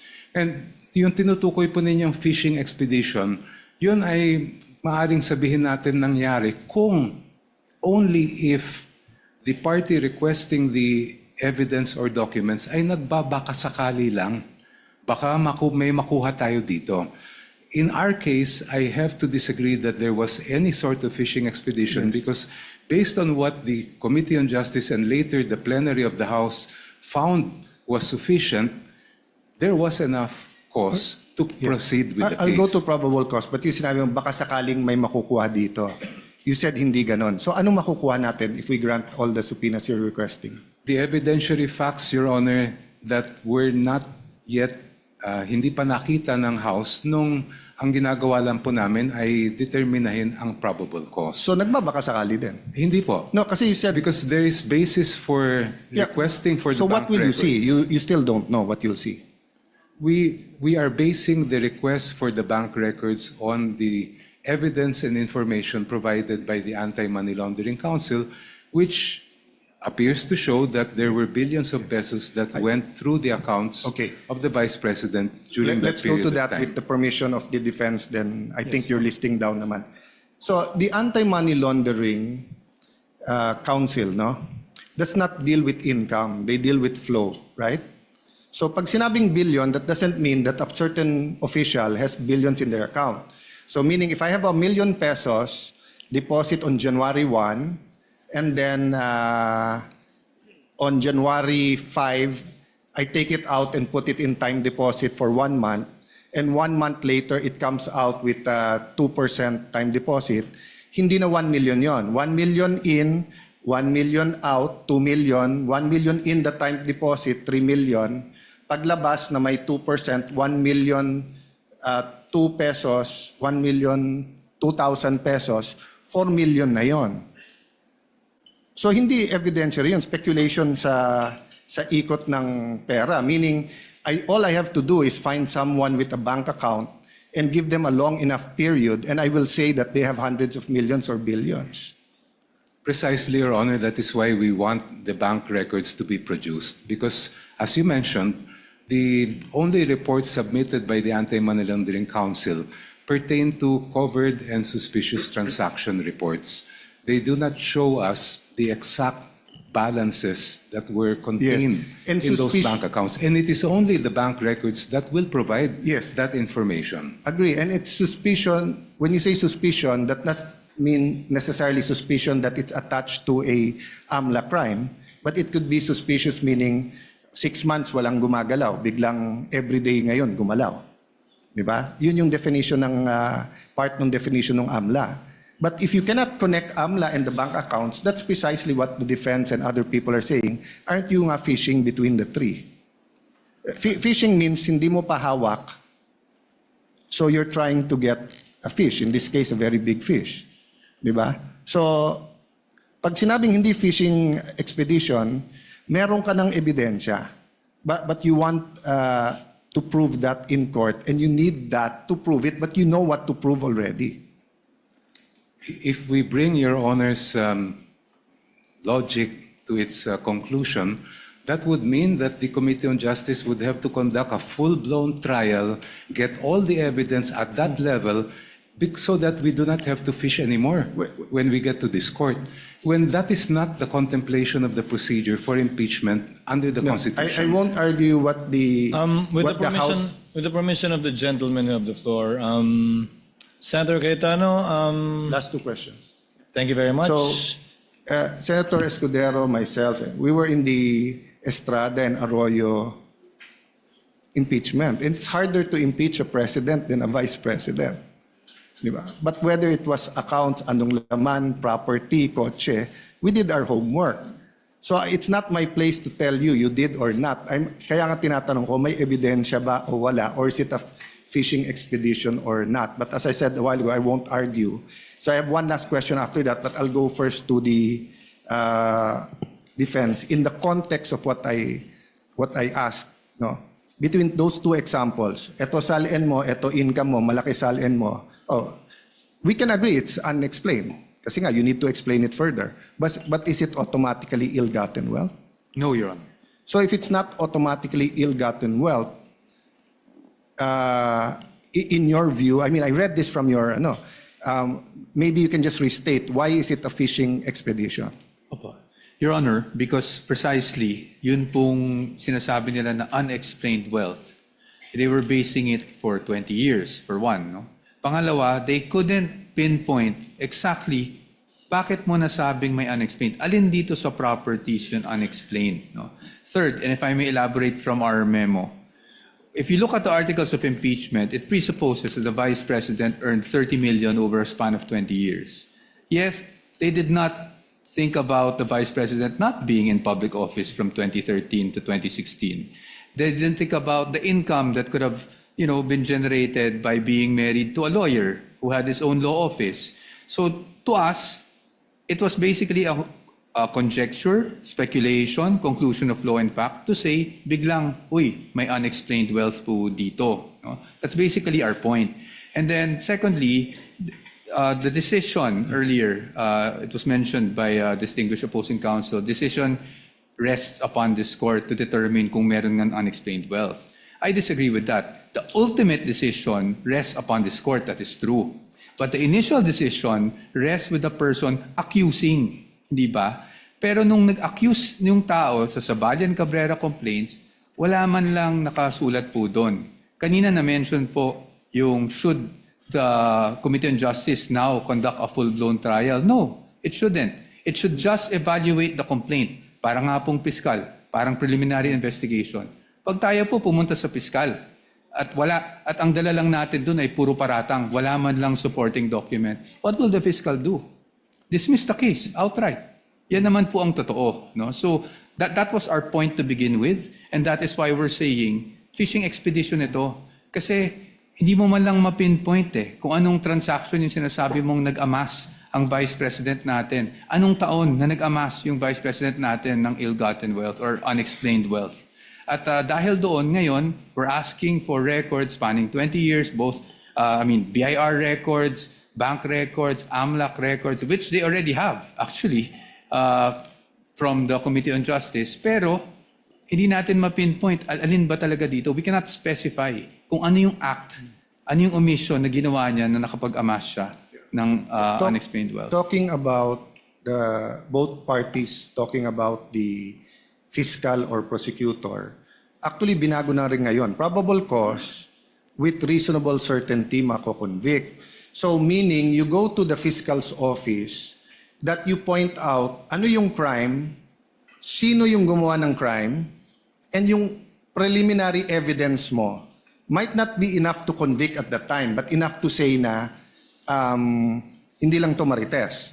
So if I go to the fiscal's office or ombudsman saying this senator has 150 million in SALN, 10 years ago it was 50 million, therefore it's ill-gotten wealth, and then wala pa akong ibang dala except yung magkano sweldo dito, I doubt the fiscal will file that case. But if I tell the fiscal that he has 2 cars in his SALN, but eto, I see him using 4, then give him the opportunity. But I can subpoena the LTO. Na kanino ba yung plate number na yan? Baka namang nasa kapatid talaga niya, no? But the last set of questions, I'll just ask it once, no? So I think everyone understands naman the subpoena regarding the Vice President. The issue was really the dates and how specific or hindi. Actually 2 questions. The corporations, do you not have to pierce the corporate veil, considering there's no allegations in the articles that these companies were used to amass ill-gotten wealth? In fact, I haven't read everything, but so far sa binasa ko, is hindi kumikita tong mga kumpanya na to. Because there's a Supreme Court decision that if it's a joint account, may rights din yung isa. And I don't even know if we informed all of those companies that we might subpoena their records. So did we give them that opportunity? Isama ko na yung last question, Mr. Presiding Officer, and I won't follow it up, no? But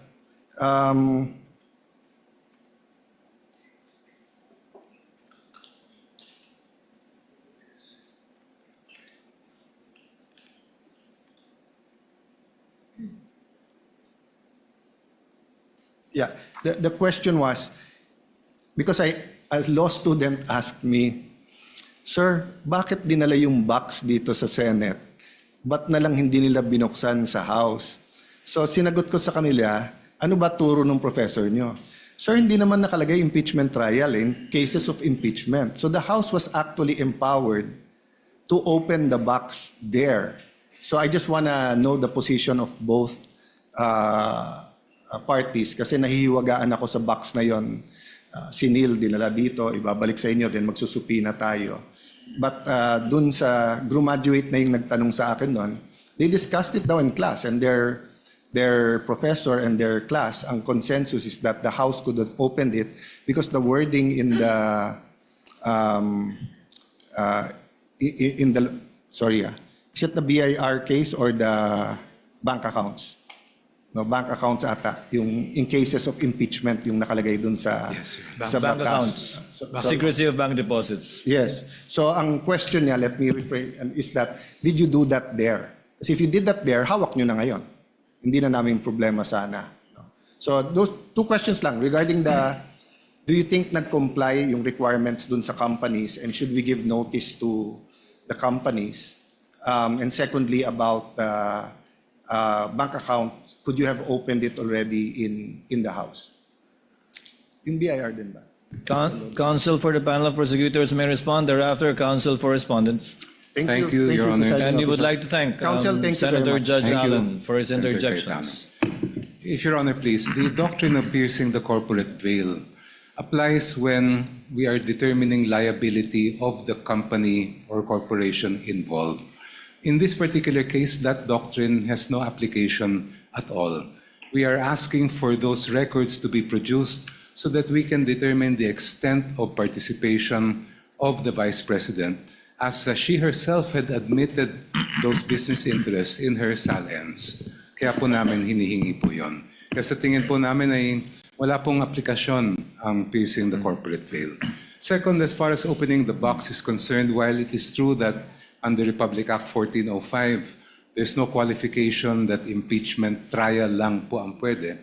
As I understand it, it was the better judgment of the committee out of sheer discretion and prudence not to, because at that time we were already being bombarded with petitions left and right seeking to restrain our proceedings.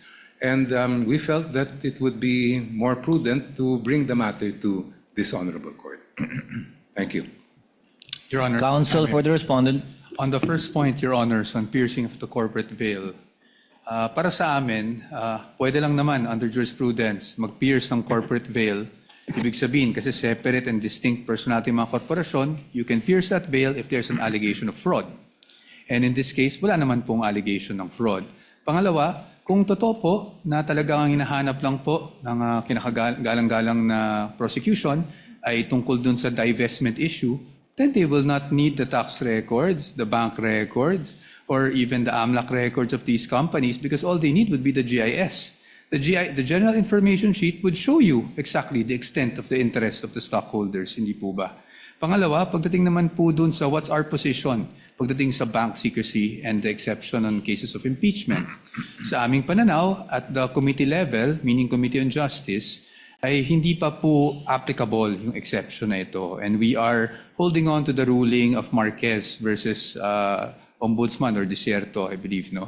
Wherein it was said na pagdating sa preliminary investigation, hindi pa po applicable yung mga exceptions under the Bank Secrecy Act, and there has to be a pending case before such bank documents are in fact subpoenaed. That is our position, Your Honors. Thank you, counsels for the parties. Chair will now make a ruling, but prior to that ruling, Chair would like to inquire very, very briefly from the counsels.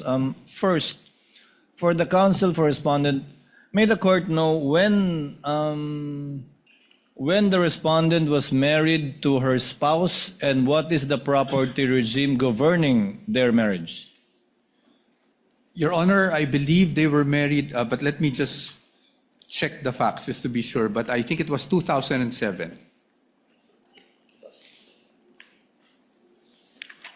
2007, Your Honor. Can I get back to you on the specific date for that? The date would not be necessary because 2007 would mean they would be covered under the family code. So may the Yes, Your Honor. chair ask, what is the property regime governing their marriage? As far as I know, there are no property regime arrangements or prenup. That's why, Your Honor, I would assume it would be the default property regime, which would be The absolute community of property. Thank you, Counsel. Chair will now make its ruling. The impeachment court will now resolve the prosecution's renewed request for the issuance of subpoena ducis tecum dated July 6, 2026. You may seat, counsels. Directed to the concerned banking institutions and Anti-Money Laundering Council.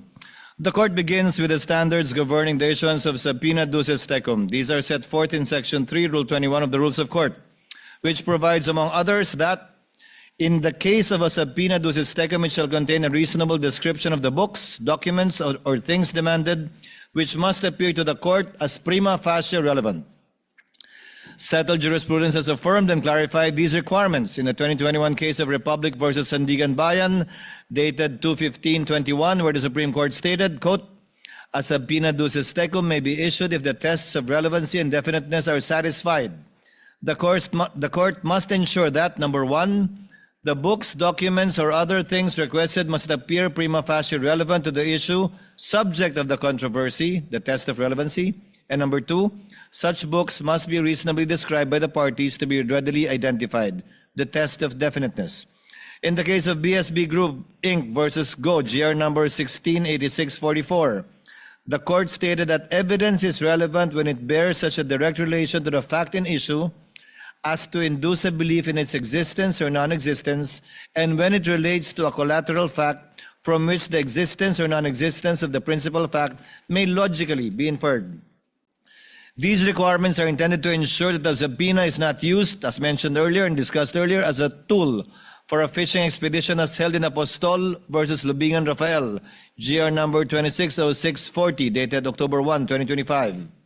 We are also aware of the ruling of the Supreme Court in HC Libenau versus Philippine National Oil Company, GR number L13463, quote, a general inquisitorial examination of all the books, papers, and documents of an adversary conducted with a view to ascertain whether something of value may or may not show up will not be enforced.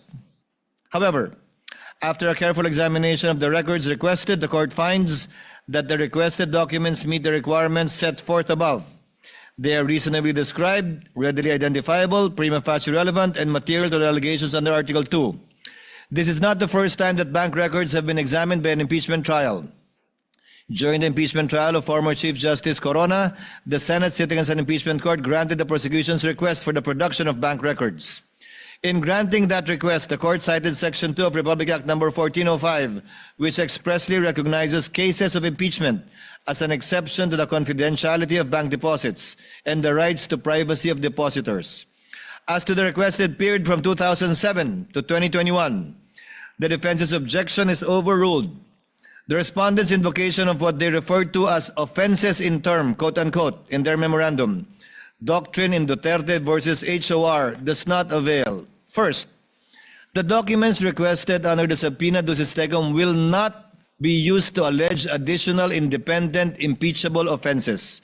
The court will not allow this in adherence to the doctrine laid down in Duterte v. HOR, as this will violate the respondent's right to be informed of the nature and cause of the accusations against her and her rights to due process at every stage of the proceedings.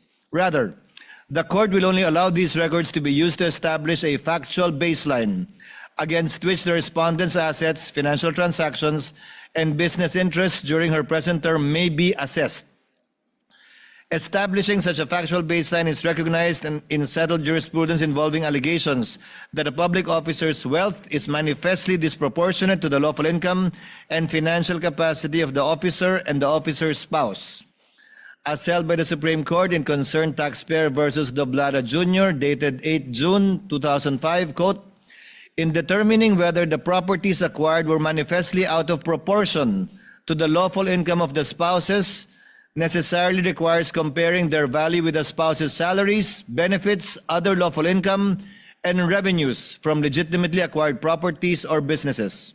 Further, in the case of Ombudsman V. Bernardo, GR number 18-1598, quote, respondents' beginning net worth must be considered for purposes of determining whether his disposable income was more than sufficient to justify his property acquisitions and foreign travels for the covered period, and whether he possesses the financial capability to acquire or purchase properties as reported in his SAL-N. Quote, such net worth of the respondent as declared in the statement filed by him or her from the first day of his employment with the government shall be considered as his true net worth as of such date for purposes of determining his capacity for future property acquisitions during his tenure as a public officer. Any unexplained increase in his net worth thereafter may fall within the ambit of the presumption provided for in Republic Act number 1379. The production, therefore, of the records from 2007 to 2021 is authorized strictly for that limited purpose only.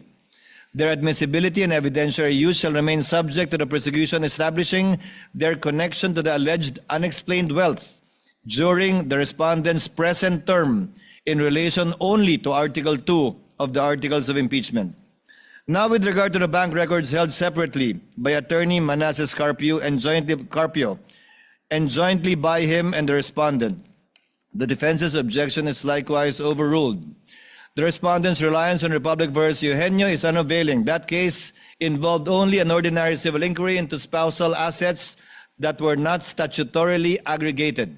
On the other hand, Section 8 of Republic Act number 6713 requires public officials to disclose their assets, including that of their spouses. Their financial interests are therefore statutorily intertwined for purposes of disclosure. Respondent likewise insists on the separate legal personality and distinct right to privacy of Attorney Carpio, but this is likewise untenable. Article 75 of the Family Code explicitly provides, which is why the presiding officer earlier asked the property regime governing them, in the absence of a marriage settlement or when the regime agreed upon is void, the system of absolute community of properties established in this code shall govern. Under this regime, Article 91 dictates that community property shall consist of all the property owned by the spouses at the time of the celebration of marriage or acquired thereafter.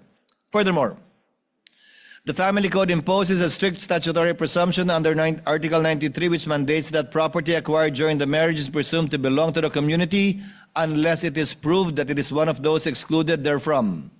The law is clear on the matter. The legal necessity of examining the financial records of Attorney Carpio is firmly cemented by the default property regime of absolute community of property governing his marriage to the respondent. Absent any proof of a different property regime governing their marriage, any funds deposited in the bank accounts of Attorney Carpio are legally presumed to form a single, indivisible mass of community property jointly owned with the respondent vice president. Because Philippine civil law legally merges their assets, properties, and income into a single absolute community, it is a legal and mathematical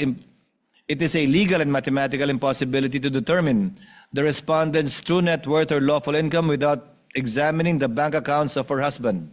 Investigating Mr. Carpio's financial records is therefore not an unwarranted intrusion into a third party's privacy, but an absolute legal prerequisite in determining the actual aggregated wealth of the respondent. The defense likewise invokes the Data Privacy Act, classifying the records as sensitive personal information, requiring strict scrutiny, quote unquote, citing Zoleta versus Ombudsman. The court, however, in Zoleta did not really use the phrase strict scrutiny, but said strict adherence to the Data Privacy Act. Accordingly, Section 16B of the Data Privacy Act expressly states that the right to privacy does not apply when personal information is needed pursuant to a subpoena. Furthermore, Rule 5, Section 22F of the DPA, Data Privacy Act Implementing Rules, expressly permits the processing of sensitive information, personal information, when provided to government or public authority pursuant to a constitutional or statutory mandate, and when necessary for the protection of lawful rights, interests in court proceedings. Now, as to the 21 listed corporate entities and partnership, the requests are granted with respect only to 19 corporate entities and partnership. The respondent's connection to these entities is prima facie shown by the general information sheets in the articles of partnership, which have been pre-marked in evidence, and by her admitted sal-ends from 2022 to 2025. The request, therefore, is not considered as a fishing expedition, and subpoenas may issue for their peso-denominated accounts strictly only in relation to Article 2. However, the request directed to banking institutions concerning JTC Group of Companies and Pikimong Philippines Corporation are denied. Their general information sheets do not identify the respondent or her spouse as shareholders, and the prosecution at this time failed to show either a direct business interest or a clear and convincing basis to disregard their separate juridical personalities. As held in Pantranco Employees Association v. NLRC, GR 170689, and Lanuza versus BF Corporation, GR number 174938, the corporate veil may not be pierced on mere suspicion or speculation. Misuse of the corporation as an alter ego, conduit, or instrument of fraud must be clearly established. Absent such proof, these entities cannot be subjected to the compulsory process intended for another. As to the request for subpoena against the partnership of Carpio Lawyers, the same is granted with the following reservation: in adherence to Subido versus Pagante Certeza Mendoza and Binay Law Offices versus Court of Appeals, GR number 216914. The chair notes the practical reality that an examination of a law firm's bank accounts may incidentally disclose sensitive information relating to its clients and legal engagements.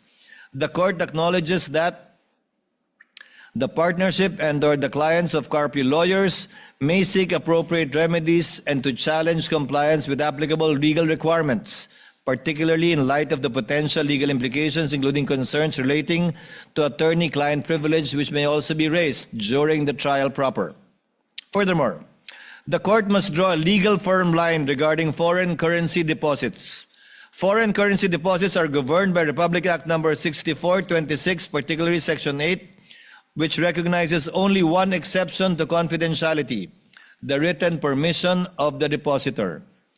This is also guided by the President arising from the 2012 Corona impeachment trial. On February 19, 2012, the Supreme Court issued a temporary restraining order in PS Bank versus Senate Impeachment Court, GR number 200-238, enjoining the Senate from opening the Chief Justice's Corona dollar accounts in the absence of a written waiver of the depositor. Accordingly, insofar as the request covers foreign currency deposits of the respondent, her spouse, separately or jointly, as well as the corporation and partnership, it is denied. Such accounts shall be excluded unless and until a written consent of the respective depositors is produced. The court now turns to the records held by the AMLC, or Anti-Money Laundering Council. As to the request directed to the Anti-Money Laundering Council, the same are granted with respect to the respondent, her spouse, and the 19 entities and one partnership for which a prima facie connection has been shown through the pre-marked general information sheets, articles of partnership, and the respondent's admitted sal-ends. However, the requests as to JTC Group of Companies and Pikimong Philippines Corporation are denied for failure at this stage to establish a prima facie link, the respondent or her spouse and said entities, or any sufficient basis to disregard their separate juridical personalities as previously stated. The defense vigorously argues that AMLC is absolutely shielded from this court's compulsory process by the confidentiality provisions of Section 80 of the Anti-Money Laundering Act, as amended, and warrants that compliance would expose AMLC officers to criminal sanctions for breach of confidentiality. The court, however, finds this argument unavailing. Section 8A regulates unauthorized and arbitrary disclosures by AMLAC personnel. It does not and constitutionally cannot nullify the lawful subpoena powers of the Senate sitting as an impeachment court, where compliance with the lawful constitutional subpoena is a justifying circumstances that, if at all, would extinguish any penal liability under Article 11, Paragraph 6 of the Revised Penal Code for any person acting in obedience to an order issued by a superior or some lawful purpose. In the landmark case of Republic versus Sandigan Bayan, GR 2322724 rather, the Supreme Court explicitly rejected the AMLC's attempt to quash a subpoena ducis tecum, ruling verbatim, quote, "The Anti-Money Laundering Council is not merely a repository of reports and information on covered and suspicious transactions. It was created precisely to investigate and institute charges against those suspected to commit money laundering activities. The criminal prosecution of such activities would be unduly hampered if we were to prohibit it from disclosing such information. For the Anti-Money Laundering Council to refuse disclosing the information required of it would be to go against its very function under the law." Further, as held by the Supreme Court in Sabio versus Gordon, GR number 174340, by parity explained that statutory provisions on confidentiality and exemptions from inquiry cannot be invoked to deny access to information by Congress in aid of legislation.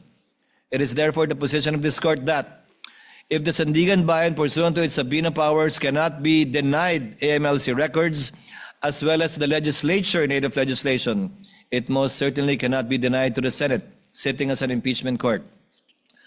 The defense also vehemently objects to the production of AMLC documents by pointing out to the agency's own printed footnotes, which restrict the reports for intelligence purposes only, quote unquote, and explicitly state they are not to be used as evidence in any formal proceedings.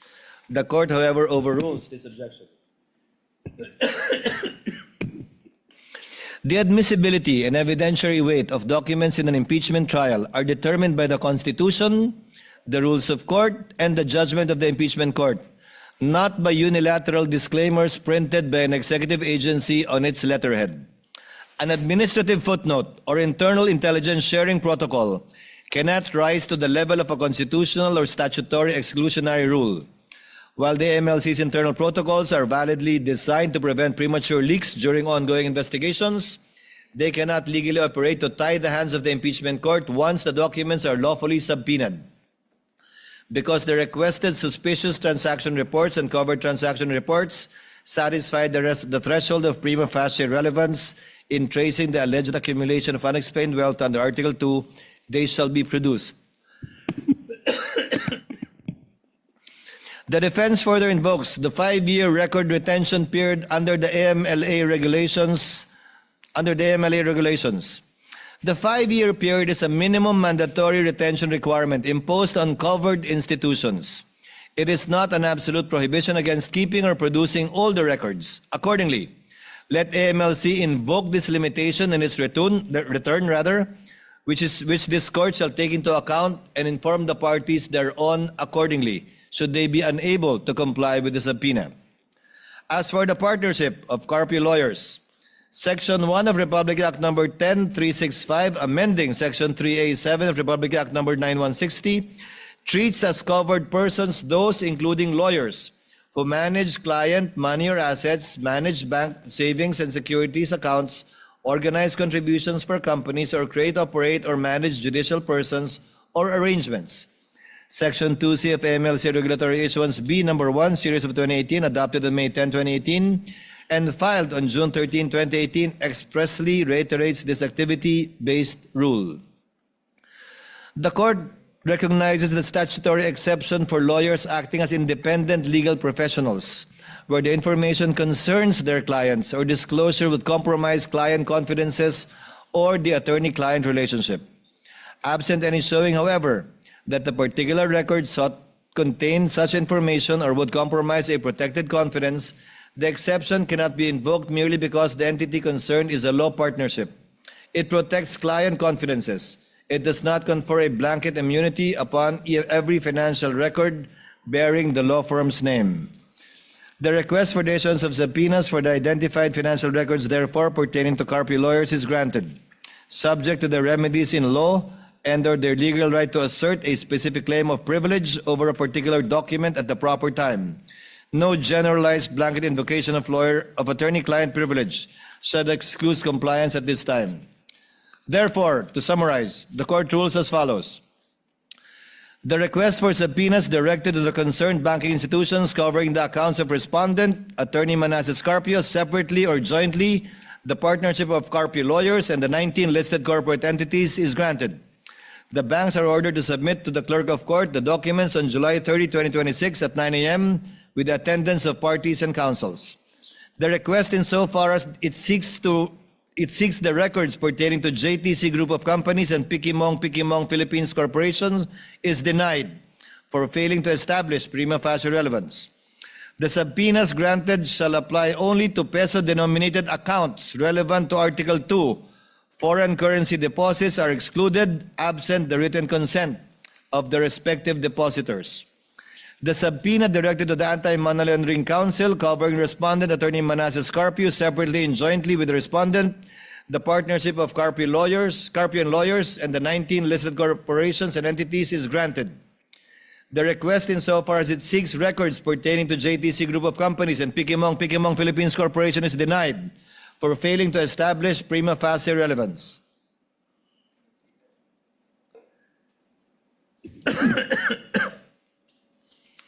Finally, the court is cognizant of the Supreme Court ruling in Almonte v. Vasquez, GR 95367, where it stated that a government privilege against disclosure is recognized with respect to state secrets, and it is not amiss to state that even matters of national security have been inquired into in appropriate in-camera proceedings by the court.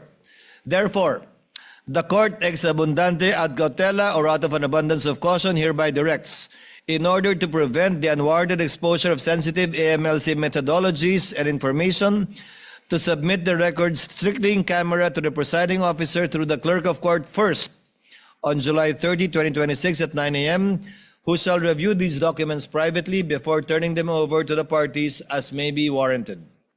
The parties are directed to be represented by counsel on the aforementioned time and date for the proper inspection, comparison, photocopying, and or marking of these documents as the case may be. So ordered. Moving now on. BR. The impeachment court will now resolve the prosecution's request for the issuance of subpoena dated July 6, 2026, directed to the Commission or Internal Revenue. At the outset, the presiding officer reiterates and adopts by reference the court's citation of applicable rules regarding the issuance of subpoena ducis tecum, which forms an integral part of this order.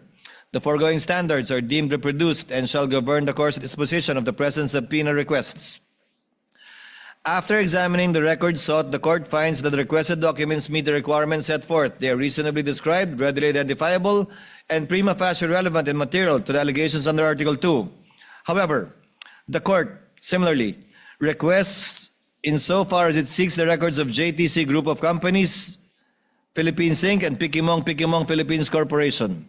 The prosecution failed to establish a prima facie nexus between these entities to either the respondent or to her spouse. The records sought, therefore, do not at this time satisfy the requirement of prima facie relevance under Rule 21 of the Rules of Civil Procedure. The court also resolves the respondent's objection to the requested period from 2007 to 2021. They anchored their opposition on the Supreme Court's pronouncement in Duterte v. HOR that the basis of any charge must be for impeachable acts or omissions committed in relation to their office and during the current term of the impeachable officer. The argument, as stated earlier, fails because first, the documents requested under the subpoena ducis tecum will not be used to allege additional impeachable offenses. This court will not allow it. For the same reasons discussed in the court's earlier order, consistent with the same jurisprudence which are hereby adopted by reference, the court likewise holds that the requested records are sought to establish respondents' financial baseline and capacity only, not to inquire into or prosecute alleged impeachable acts occurring outside the present articles of impeachment. Accordingly, these records are required to establish a factual baseline against which the respondent's assets, financial transactions, and business interests during her present term may be assessed. We are also not without precedent. During the Corona impeachment trial, the Salens, prior to his appointment as Chief Justice in 2010, were presented on the January 18, 2012 hearing of the court. Likewise, evidence and testimony concerning properties and transactions before his appointment as Associate Justice were presented before the court on March 13, 2012. Therefore, the production of records from 2007 to 2021 is therefore allowed and authorized strictly for purposes of establishing a comparative baseline only. They shall not be used as proof of another independent impeachable offense. Their admissibility and evidentiary use shall remain subject to the prosecution establishing their connection to the alleged unexplained wealth during the respondent's present term. The defense's invocation of the Race to the Privacy Act is likewise unavailing. As previously stated, Section 16B of that law expressly states that the right to privacy does not apply when personal information is needed pursuant to a subpoena. Furthermore, Rule 5, Section 22F of its implementing rules expressly permits the processing of sensitive personal information provided to government public authority pursuant to a constitutional or statutory mandate and when necessary for the protection of lawful rights and interests and court proceedings. The court is likewise unconvinced by respondents' argument that the issuance of the subpoena will usurp the authority of the BIR under Section 5 of the NIRC. This court is not determining the tax deficiencies or civil liabilities which remain within the province of the BIR. It is exercising its constitutional mandate to determine public accountability under the Articles of Impeachment. Neither does the pendency of a BIR audit suspend or limit the Senate's exclusive jurisdiction to try impeachment cases. The respondent invokes Section 270 of the National Internal Revenue Code to prevent the production of the requested records. The objection is overruled in part. The Supreme Court expressly ruled in Dipad v. Spouses Olivan, GR 168771, that Section 270, quote, of the NIRC obviously does not address the confidentiality of ITRs. It merely penalizes the unauthorized disclosure of taxpayer information, except as otherwise provided for by law. It does not bar the production of the documents. However, the respondent correctly invokes Section 71 and other provisions of the NIRC which recognizes only 3 instances in which a taxpayer's records may be opened for inspection. Number 1, upon order of the President or authorization of the President. Number 2, upon the request of a foreign tax authority with the approval of the President. Or number 3, upon the taxpayer's waiver. Nevertheless, the existence of these statutory limitations does not at this stage preclude the issuance of the requested subpoena.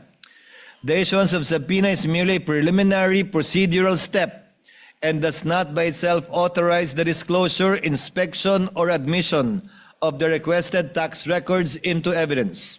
In fact, this issuance is the order that shall set, if at all, things in motion. Upon service, the BIR Commissioner may refuse compliance, very much like what they did with the House, or comply by invoking any of the exceptions under the NIRC as previously mentioned, without a satisfactory showing of faithful compliance with any of the enumerated exceptions.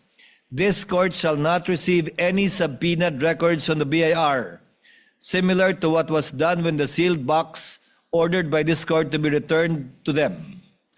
There is also a precedent during the 2012 Corona impeachment trial. The Senate issued a subpoena and thereafter awaited the return of the BIR Commissioner. The requested records were produced only after the requisite presidential authorization had been obtained, one of the recognized exceptions under Section 71 of the NIRC. The respondent, however, is not without recourse nor remedy. In the event the requested tax records are lawfully produced pursuant to any of the statutory exceptions, the respondent may at the appropriate stage of the proceedings raise any and all objections concerning their relevance, materiality, authenticity, admissibility, and other evidentiary infirmities. The issuance of subpoena should not be construed as a ruling on the admissibility of the documents ultimately produced. On this basis, the subpoena shall therefore be issued, and we shall await the return of the BIR Commissioner, at which time the court shall take such action as may be deemed necessary and appropriate. Accordingly, in view of the foregoing, the request for the issuance of subpoena directed to Commissioner Carlito Martin R. Mendoza of the BIR is hereby granted. The request insofar as it seeks the records pertaining to JTC Group of Companies, Inc. and Pikimong Philippines Corporation is hereby denied for failure to satisfy the requirement of prima facie evidence.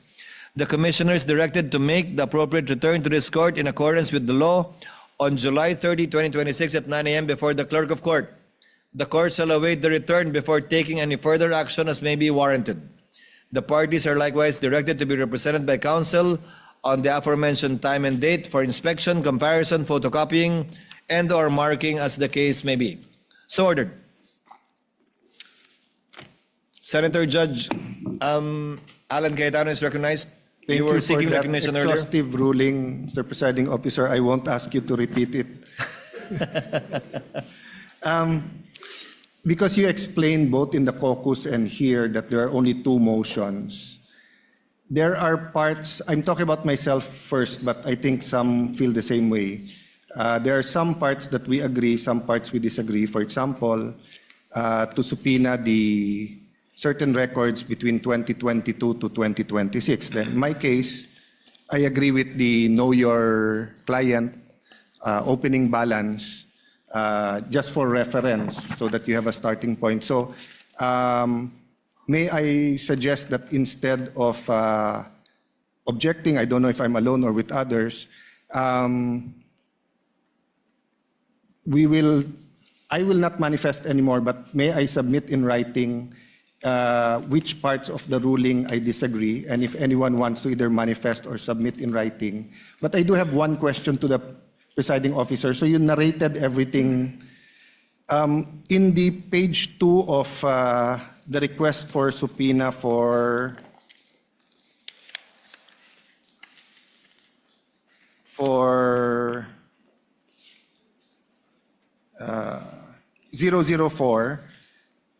nakalagay, all records filed with, submitted to, or maintained by the BIR for taxable year 2007 to 25, including but not limited to.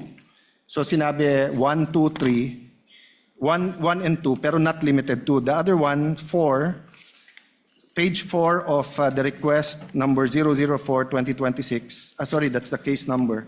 So the other one is to this one's to the anti-money laundering.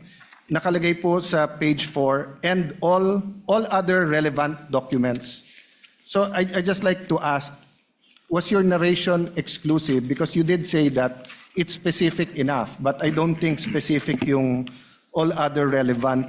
The test of if it's definite is that wala nang iisipin yung pinadalan mo ng subpoena. So kung anong nire-rate, yun ang kukunin.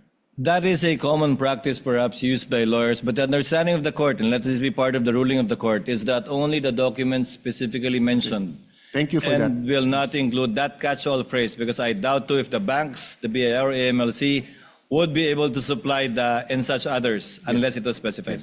So with the permission of the court, I'll submit my where I agree and disagree. Permission granted, and any other senator judge who wish to submit the written explanation in regard to the twin orders may do so. Senator Judge Marcos and Legarda are both raising their hands, so the same applies to them. Submit. Senator Judges Marcos, Legarda, and Villar Camille are manifesting that they will be submitting their manifestations in regard to the twin rulings of the court, and the same is allowed and will be made part of the records.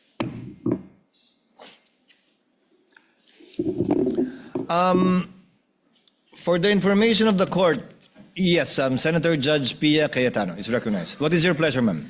Mr. Presiding Officer, I'll just make a short manifestation because The lady may proceed. Alan's written submission might be so long, it might just be easier for me to make my own manifestation. Para tumawa naman kayo, guys. Sobrang seryoso natin. But it is a serious topic. Very simply, Mr. President, personally, on the issue of the dates, no, for the submission of the, what was it, 2007? Goes back as 2007 to 2026. And the term of the Vice President in question is 2022 to 2026. My humble position is, and I'm cognizant of the case that was cited by the prosecution. I also found that my own research, the presiding officer used it in the justification of the decision, says that you you go back to set that baseline. I understand that. Madali naman siyang intindihan. Ang sa akin lang naman, in the interest also of considering the rights of the person under trial, we could have considered starting at 2022, and if there's more than, kung dun pa lang, it already shows that unexplained from 22 to 2026, there may be no reason to go back and at least respect that part of the record. So yun lang naman ang sa akin. Kasi hindi naman mahirap na tingnan yung 2022 to 2026. O hindi mo makita yung baseline pero may trend. Then dun, saka tayo pupunta doon. Diba? That's our way of showing respect also for the persons who are brought here to trial. But anyway, we submit to the ruling. I just wanted to explain that that could have been a middle ground, Mr. Presiding Officer. Thank you. Noted and well taken, Senator Judge Pia Cayetano. Chair would now like to take up some administrative matters. We are in receipt of a motion to set conference for the transfer of markings and comparison of video exhibits filed by the prosecution. Since this was received only last Friday, the court was not able to act on it on their requested dates. Court therefore sets this to July 21, tomorrow at 9 a.m. Due notice is given to both parties for this purpose. Likewise, the court is in receipt, the presiding officer rather, as well as the Senate President, of a letter of manifestation signed by Senator Judge Marcoleta, citing a rule in the Arab impeachment trial and wanting his vote to be considered. Chair, the presiding officer in this court will not act on it at this time, but instead, since we will be resuming next week, we'll be referring this matter to the Senate as a legislative body, given that it's the Senate that will be amending the rules, to allow participation through a vote. Because apparently, as pointed out by Senator Judge Marcoleta, during the Estrada impeachment trial, a rule was adopted, which we are confirming, that allows the Senate President to provide a mechanism by which a senator who cannot vote under any unavoidable circumstances to cast his vote on any matter. But since this impinges upon the rules of the impeachment court, this matter should properly be taken up by the Senate as a legislative body. And whatever decision the Senate will have as a legislative body, the court shall implement it. But let it be placed on record that personally, once we convene the Senate as a legislative body, I am inclined to agree with the suggestion of Senator Marcoleta, for as long as there is no suspension, according to him. Yes, Senator Judge Cayetano. I'll not object to that at this point in time. Just as an additional information, I think Senator Estrada elevated to the Supreme Court the denial of the Sandigan Bayan to allow him to attend. But may you also refer my previous manifestation that as a court, we can also communicate whether it's with the Sandigan Bayan or the... But if you're going to say it's going to be through the rules, that's not in conflict. But maybe we can take it up whether in caucus once the Senate convenes. The point of Senator Judge Allen is well taken. We shall do so at the appropriate time. Now, on other matter, Senator Judge Padilla is recognized. What is your pleasure, sir? Mahal na tagapamahalang hukom, patungkol po doon sa nangyaring ruling, nais ko lang po sanang magmanifesto. The gentleman may proceed. Ginoong tagapangulo at mga kasama, matagal ko na pong isinusulong ang freedom of information dahil ito po ay bumagsak sa aking komite. Ito po ay tunay na kailangan natin sapagkat dito po talaga natin mapapatunayan yung sinasabi nating public trust. Pero meron din po kasing napakahalaga yung tinatawag na equal protection of the laws. Sang-ayon po sa Artikulo 3, Section 1 ng ating Konstitusyon, Bill of Rights, ang nagsasabing hindi dapat alisan ng buhay, kalayaan o ari-arian ng sinumang tao ng hindi kaparaanan ng batas, ni pagkaitan ang sino mang tao ng pantay na pangangalaga ng batas. Ang mga pamantayang ginagamit natin ngayon ay dapat pareho ring ipinatutupad sa lahat ng impeachable officials, anuman ang kanilang pangalan o posisyon. Hindi ko po makakalimutan ang naging pahayag ng dating Senadora Miriam Santiago dito mismo. Siya po ay isang huwes at ginagalang na propesora ng batas. Ang sabi niya, constitutional analysis is a technical field. Ang pagsusuri sa konstitusyon ay hindi isang sining. Isa itong technical na larangan. Hindi po dapat ito ini-interpret ng basta-basta o kailangan may due process. Nung una ko pong narinig kanina na ipaliwanag po ng ating Senator Judge Alan Peter Cayetano, tinanong sa prosecution kung ganito rin ba ang ginawa nila noong may impeachment kay Presidente Bongbong Marcos. Napakalinaw po na ang sagot nila ay hindi naman sila nagtanong. Hindi sila nagsaliksik kung paanong ginagawa nila ngayon sa pangalawang Pangulo. Ang akin po lamang, makatarungan ba na hindi parehas ang trato natin dito? Dapat sana parehas eh. Kaya po, ang hinihiling ko sa atin, total naman, lahat naman kayo ay sumang-ayon na sa Freedom of Information Bill ko. Hindi pa nga lang nagsasubmit ang House of Representatives.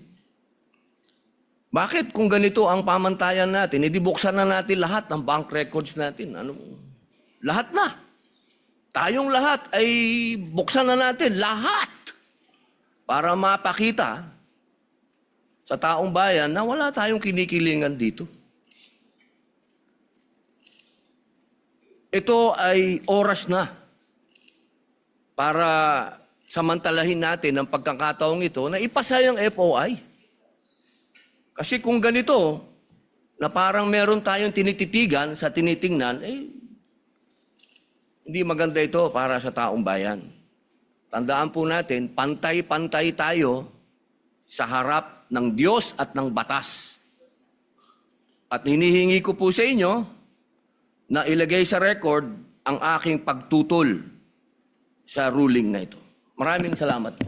For the record, there is a pending bill as well requiring all public officials filing a SAL-N to execute a waiver in favor of relevant government agencies together with their SAL-N. On top, and in addition of the FOI bill filed by the Honorable Padilla na tinatalakay din po natin sa ngayon. Before proceeding on one more matter, may I inquire from the lead prosecutor or someone from the panel of prosecutors who their intended witnesses will be for tomorrow and Tuesday? Sorry, tomorrow and Wednesday. Forgive me.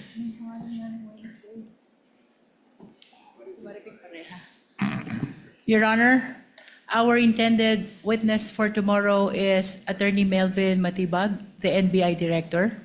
And for Wednesday, Your Honor, it will be Marivic Pareja of the Legislative Archive Office of the House of Representatives, Your Honor. And on Wednesday, the bank officials? In addition, Your Honor, but considering that we only have Tuesday and Wednesday for trial, but after Marivic Pareja, we will also be presenting the two land bank officials, Your Honor. Yes, because we issued a subpoena ad testificandum against these two bank officials to attend tomorrow and Wednesday. Yes, Your Honor.